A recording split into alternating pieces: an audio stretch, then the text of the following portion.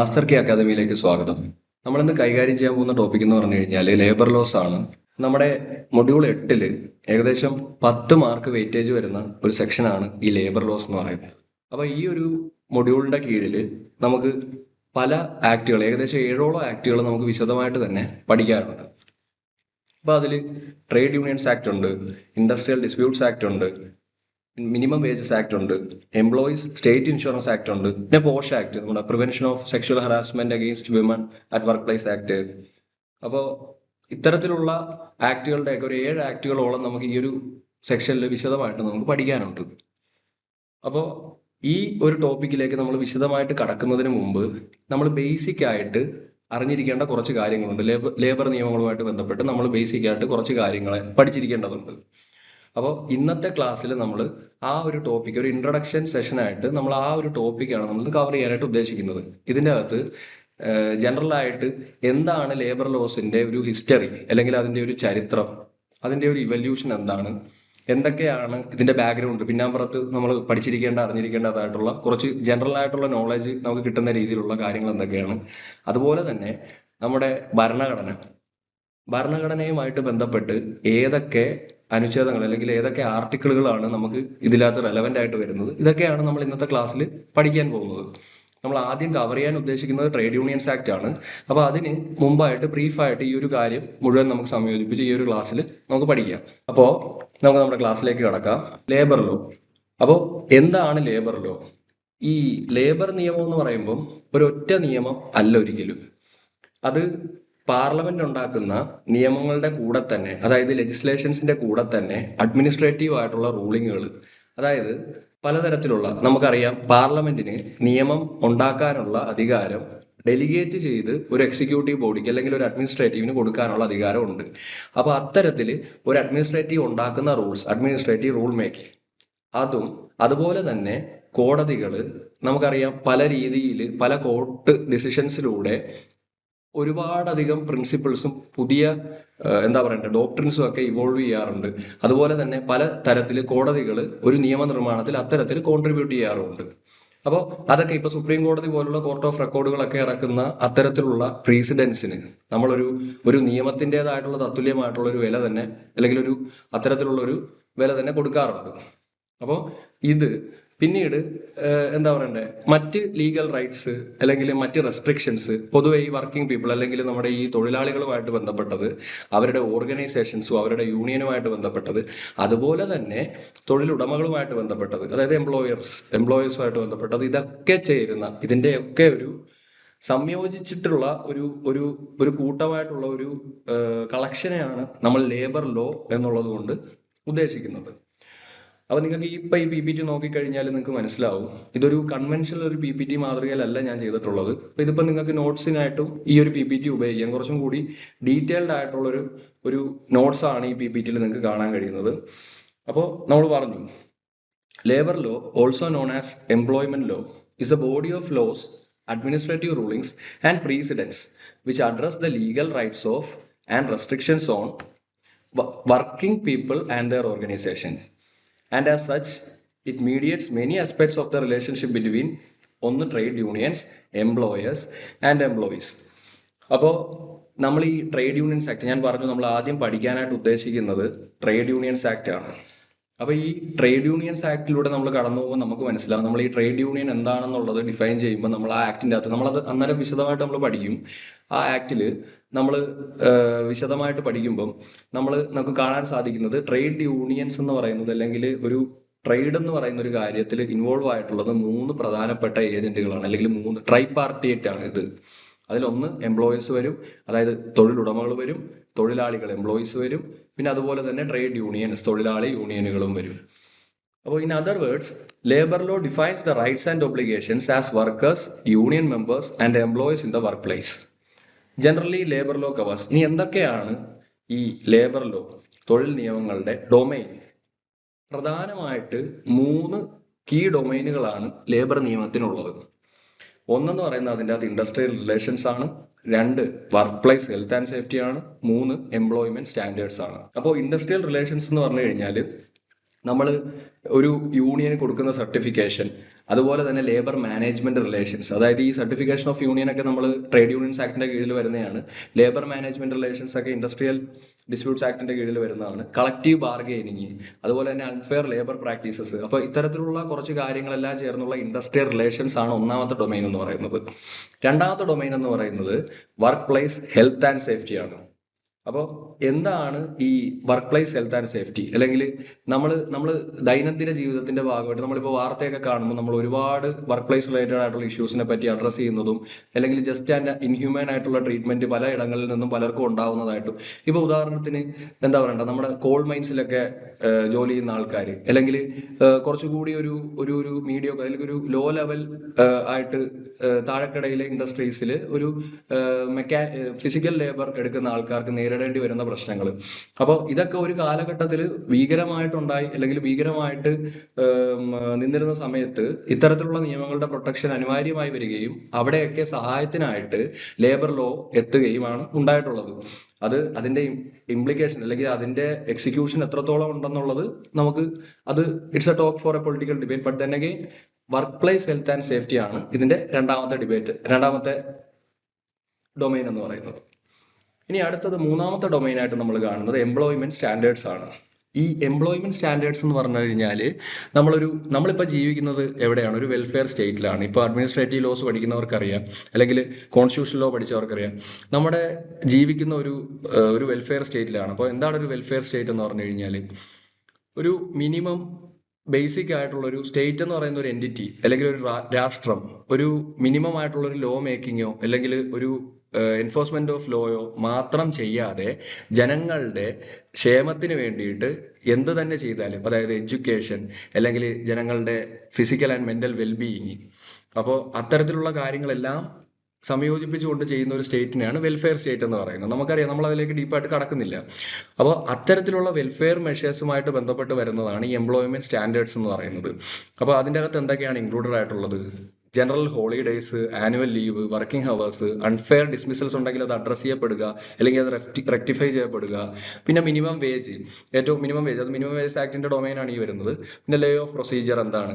അതായത് ഇപ്പോൾ ഒരു തൊഴിലില്ലായ്മ അല്ലെങ്കിൽ തൊഴിൽ സാമഗ്രികളുടെയൊക്കെ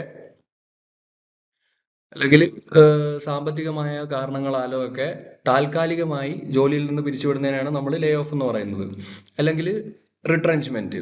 അപ്പോൾ അത്തരത്തിലുള്ള കാര്യങ്ങൾ ഒക്കെ ആയിട്ട് ബന്ധപ്പെട്ട് വരുന്നതാണ് ഈ എംപ്ലോയ്മെന്റ് സ്റ്റാൻഡേർഡ്സ് എന്ന് പറയുന്നത്. അപ്പൊ നിങ്ങൾക്ക് ഇപ്പൊ ഈ ഒരു 3 ഡൊമൈൻ വായിക്കുമ്പോൾ തന്നെ നിങ്ങൾക്ക് മനസ്സിലാവും, പല ലോസിന്റെ കീഴിലാണ് ഇതെല്ലാം കോർത്തിണക്കിയിട്ടിരിക്കുന്നത്. അപ്പൊ നമുക്ക് ഈ ലോസ് എല്ലാം ഇതിന്റെ കീഴിൽ, നമുക്ക് ഈ ഒരു മൊഡ്യൂളിന്റെ കീഴിൽ നമുക്ക് പഠിക്കേണ്ട ആവശ്യമുണ്ട്. അപ്പൊ ഇതൊരു ജനറൽ ഇൻട്രൊഡക്ഷൻ പോലെ ഈ 3 കാര്യങ്ങളാണ് ഇതിന്റെ ഡൊമൈൻ എന്നുള്ള മനസ്സിലാക്കി വെക്കുക. അപ്പോൾ പ്രധാനമായിട്ടും നമുക്ക് എങ്ങനെ ലേബർ ലോയെ തിരിക്കാം? പ്രധാനമായിട്ടും 2 കാറ്റഗറി ആയിട്ടാണ് ലേബർ ലോയിനെ നമ്മൾ തിരിക്കുന്നത്. ഒന്ന് കളക്റ്റീവ് ലേബർ ലോ എന്ന് പറഞ്ഞിട്ടും, 2 ഇൻഡിവിജ്വൽ ലേബർ ലോ എന്ന് പറഞ്ഞിട്ടും.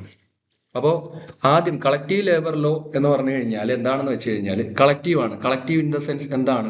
ഒരു ട്രൈപാർട്ടിയറ്റ് റിലേഷൻഷിപ്പ് ആണ് between employee, employer and union. ഇപ്പൊ ഉദാഹരണമായിട്ട് പറയുന്ന ആക്ടുകൾ ട്രേഡ് യൂണിയൻസ് ആക്ടും ഇൻഡസ്ട്രിയൽ ഡിസ്പ്യൂട്ട്സ് ആക്ടും ആണ്. അപ്പൊ ഇതൊക്കെ ഒരു ഇൻഡിവിജ്വൽ എംപ്ലോയി അല്ലെങ്കിൽ എംപ്ലോയർ ഇൻഡിവിജ്വൽ എംപ്ലോയി എന്നുള്ള നിലയ്ക്ക് മാത്രം ഡീൽ ചെയ്യുന്ന കാര്യങ്ങളല്ല. ഇവർ 3 പേരും തമ്മിൽ, അതായത് അല്ലെങ്കിൽ ഇവർ ഏതെങ്കിലും 2 പാർട്ടികൾ തമ്മിൽ, എംപ്ലോയിയും തമ്മിലോ, എംപ്ലോയിയും എംപ്ലോയറും തമ്മിലോ, എംപ്ലോയറും തമ്മിലോ, പിന്നെ അല്ലെങ്കിൽ ഇവരൊക്കെ ട്രേഡ് യൂണിയൻസ് തമ്മിലോ ഒക്കെ വരുന്ന ഒരു ബന്ധത്തെ നിയന്ത്രിക്കുന്ന അല്ലെങ്കിൽ അതിനെയൊക്കെ പഠിക്കുന്ന ആക്ടുകളാണ് നമ്മൾ ഈ കളക്റ്റീവ് ലേബർ ലോയുടെ ഡൊമൈനിൽ കൊണ്ടുപെടുത്തിയിരിക്കുന്നത്. രണ്ടാമതാണ് ഇൻഡിവിജ്വൽ ലേബർ ലോ. അതറിയാം, അതിന്റെ ജസ്റ്റ് ഓപ്പോസിറ്റ്. ഇതെങ്ങനെയാണോ ഇൻഡിവിജ്വൽ എംപ്ലോയീസ് റൈറ്റ്സിനെ ഡീൽ ചെയ്യുന്ന കാര്യങ്ങൾ, അല്ലെങ്കിൽ അവരുടെ അവകാശങ്ങൾ, അവരുടെ ഒബ്ലിഗേഷൻസ്, അവർക്ക് നിയമം അനുശാസിക്കുന്ന മറ്റ് കർത്തവ്യങ്ങളും കടമകളും ഒക്കെ മൊത്തത്തിൽ പഠിക്കുന്നതാണ് ഇൻഡിവിജ്വൽ ലേബർ ലോയുടെ ഡൊമൈൻ എന്ന് പറയുന്നത്. അപ്പോൾ അത് മിനിമം വേജസ് ആക്ട് ആണ് അതിനൊരു ഉദാഹരണമായിട്ട് നമുക്ക് പറയാൻ സാധിക്കും. ഇതൊരു മനസ്സിലാക്കാൻ വേണ്ടിയിട്ടാണ് ഈ ഒരു സെഷൻ നമ്മൾ ഇപ്പോൾ ഇതൊക്കെ പറയുന്നത്, ഈ ഒരു കാര്യം ഡിസ്കസ് ചെയ്യുന്നത്. ഇനി ഹിസ്റ്ററി ഓഫ് ലേബർ ലോസ്. അപ്പോൾ ലേബർ ലോസിന്റെ ചരിത്രം നമ്മൾ പരിശോധിക്കുമ്പോൾ നമുക്കറിയാം, ഇൻഡസ്ട്രിയൽ റെവല്യൂഷൻ എന്ന് പറയുന്നത് ഒരുപാട് എക്കണോമിക്കലി ഒരുപാട് പോസിറ്റീവ് ആയിട്ടുള്ള മുന്നേറ്റം ഉണ്ടാക്കാൻ സഹായിച്ചിട്ടുള്ള ഒരു കാലഘട്ടമാണ്. അപ്പോൾ അത്തരത്തിൽ ഉള്ളൊരു കാലഘട്ടം, പക്ഷെ ഒരുപാട് ചൂഷണങ്ങൾക്കും ഈ തൊഴിലാളികളെ വിധേയമാകാനായിട്ട് ഇടയാകുന്ന സാഹചര്യം വന്നിട്ടുണ്ട്. നമുക്ക് അറിയാം, സ്വാഭാവികമായിട്ടും ഒരു അഡ്വാൻറ്റേജസ് ആയിട്ടുള്ള പൊസിഷൻ എന്ന് പറയുന്നത് ആർക്കാണ്? എപ്പോഴും എംപ്ലോയേഴ്സിനാണ്. കാരണം ഒരു എക്കണോമിക്കൽ അഡ്വാൻറ്റേജ് അവർക്കൊരു ഉണ്ട്, ഒരു ഹയർ പെഡസ്റ്റലിലാണ് അവർ പ്ലേസ് ആയിരിക്കുന്നത്. അപ്പോൾ നമ്മൾ അത്തരത്തിൽ നോക്കുമ്പോൾ ലേബർ ലോസ് എത്രത്തോളം റെലവെന്റ് ആണ് എന്ന് നമുക്ക് മനസ്സിലാവും. നമ്മൾ ആ കാലഘട്ടത്തിന്റെ ആവശ്യകത എന്നുള്ള നിലയ്ക്ക് ലേബർ ലോസ് എത്രത്തോളം ആവശ്യമാകുന്നു എന്നുള്ളതും, അതുപോലെ തന്നെ അത് എങ്ങനെയൊക്കെയാണ് ഇവര് തമ്മിലുള്ള ബന്ധത്തെ ഫ്രിക്ഷൻ ഇല്ലാതെ കൊണ്ടുപോകാൻ സഹായിക്കുന്നത് എന്നുള്ളതും പഠിക്കാനായിട്ട് നമുക്ക് സാധിക്കും. ഇനി ഈ ഹിസ്റ്ററി ഓഫ് ലേബർ ലോസ് പഠിക്കുമ്പോൾ നമുക്ക് പ്രധാനമായിട്ടും അറിഞ്ഞിരിക്കേണ്ട ഒരു ഇന്റർനാഷണൽ ഓർഗനൈസേഷനാണ് ഇന്റർനാഷണൽ ലേബർ ഓർഗനൈസേഷൻ എന്ന് പറയുന്നത്. നിലവിൽ അത് യുണൈറ്റഡ് നേഷൻസിന്റെ ഭാഗമാണ്. ഈ ലേബർ ഇഷ്യൂ ആയിട്ട് ബന്ധപ്പെട്ട് ആദ്യ കാലഘട്ടങ്ങളിൽ ഏറ്റവും കൂടുതൽ കാര്യങ്ങൾ അല്ലെങ്കിൽ ഏറ്റവും കൂടുതൽ കൺവെൻഷൻസും മറ്റു കാര്യങ്ങളും മുന്നോട്ട് വെച്ച ഒരു സംഘടനയാണ് ഈ ഇന്റർനാഷണൽ ലേബർ ഓർഗനൈസേഷൻ എന്ന് പറയുന്നത്. ഇത് ട്രെറ്റി ഓഫ് വെർസൈലീസിന്റെ ഭാഗമായിട്ട് ലീഗ് ഓഫ് നേഷൻസിൽ ഉടലെടുത്ത അല്ലെങ്കിൽ ലീഗ് ഓഫ് നേഷൻസിന്റെ ഭാഗമായി മാറിയ ഒരു ഓർഗനൈസേഷനാണ്. ഈ ട്രെറ്റി ഓഫ് വെർസൈലീസ് എന്ന് പറഞ്ഞു കഴിഞ്ഞാൽ നിങ്ങൾക്ക് അറിയായിരിക്കും, ചരിത്രം പഠിക്കുന്നവർക്കൊക്കെ അറിയായിരിക്കും, ഈ വേൾഡ് വാർ 1 ശേഷം ഉണ്ടായ ഒരു പീസ് ഉടമ്പടിയാണ്. അപ്പൊ അതൊരു സമാധാന ഉടമ്പടിയാണ്. നമുക്ക് അതിന്റെ ഡീറ്റെയിൽസ് ഒന്നും ആവശ്യമില്ല. അപ്പൊ ഈ ട്രെറ്റി ഓഫ് വെർസൈലീസിന്റെ ഭാഗമായിട്ട് വന്നൊരു ഓർഗനൈസേഷനാണ് ഈ ഇന്റർനാഷണൽ ലേബർ ഓർഗനൈസേഷൻ എന്ന് പറയുന്നത്. ഇനി പോസ്റ്റ് വാർ റീകൺസ്ട്രക്ഷൻ എന്ന് പറയുന്ന പീരീഡ് എന്ന് പറയുന്നത് 1-ാം ലോക മഹായുദ്ധത്തിന് ശേഷം മൊത്തത്തില് ലോകത്ത് നിലനിന്നിരുന്ന പല രീതിയിലുള്ള അസന്തുലിതാവസ്ഥ നിലനിന്നു, സാമ്പത്തികമായിട്ടും അല്ലെങ്കിൽ പല രീതിയിലുള്ള പ്രശ്നങ്ങൾ ലോകത്തുണ്ടായിരുന്നു. അപ്പൊ അതിന് ലോകരാഷ്ട്രങ്ങളെല്ലാം കൂടി കൂട്ടമായിട്ട് അല്ലെങ്കിൽ പല രാജ്യങ്ങൾ അവരവരുടേതായിട്ടുള്ള രീതിയിൽ കോൺട്രിബ്യൂട്ട് ചെയ്തിട്ട് ഒരു തിങ്ക് ടാങ്ക്സ് അല്ലെങ്കിൽ ആ ഒരു രീതിയിൽ കൊണ്ടുവന്ന് അവരായിട്ട് ഇതിനെ ഒന്ന് റീകൺസ്ട്രക്ട് ചെയ്തെടുക്കാൻ വേണ്ടിയിട്ട് നടത്തിയ ശ്രമം, ആ ഒരു പീരീഡിനെയാണ് നമ്മൾ റീകൺസ്ട്രക്ഷൻ പീരീഡ് എന്ന് പറയുന്നത്. അപ്പൊ ആ ഒരു പീരീഡിലും എത്രത്തോളം ലേബർ യൂണിയനുകളും അല്ലെങ്കിൽ എത്രത്തോളം ലേബർ ലോസിന്റെ ഇമ്പോർട്ടൻസ് എന്തൊക്കെയാണെന്നുള്ളത് ഇവർക്ക് അറിയാം. അതൊരു വലിയ ചർച്ചാ വിഷയം അല്ലെങ്കിൽ അതിന്റെ ഒരു ചർച്ചയുടെ ഭാഗം തന്നെയായിരുന്നു ഈ ലേബർ നിയമങ്ങളുമായിട്ട് ബന്ധപ്പെട്ടുള്ള അതിന്റെ ആവശ്യകത എന്ന് പറയുന്നത്. അപ്പൊ അതില് പ്രധാനമായിട്ടും നമുക്ക് മൂന്ന് സംഘടനകൾ അല്ലെങ്കിൽ 3 കമ്മിറ്റികളുടെ കാര്യമാണ് നമുക്ക് പഠിക്കാം. ഒന്ന് ഗ്രേറ്റ് ബ്രിട്ടനിലെ വിറ്റ്ലി കമ്മീഷൻ എന്ന് പറയുന്ന കമ്മീഷൻ. ഇതെന്ന് പറയുന്ന റീകൺസ്ട്രക്ഷൻ, ഞാൻ നേരത്തെ പറഞ്ഞ റീകൺസ്ട്രക്ഷൻ കമ്മീഷന്റെ ഒരു സബ് കമ്മിറ്റിയാണ് ഈ വിറ്റ്ലി കമ്മീഷൻ എന്ന് പറയുന്നത്.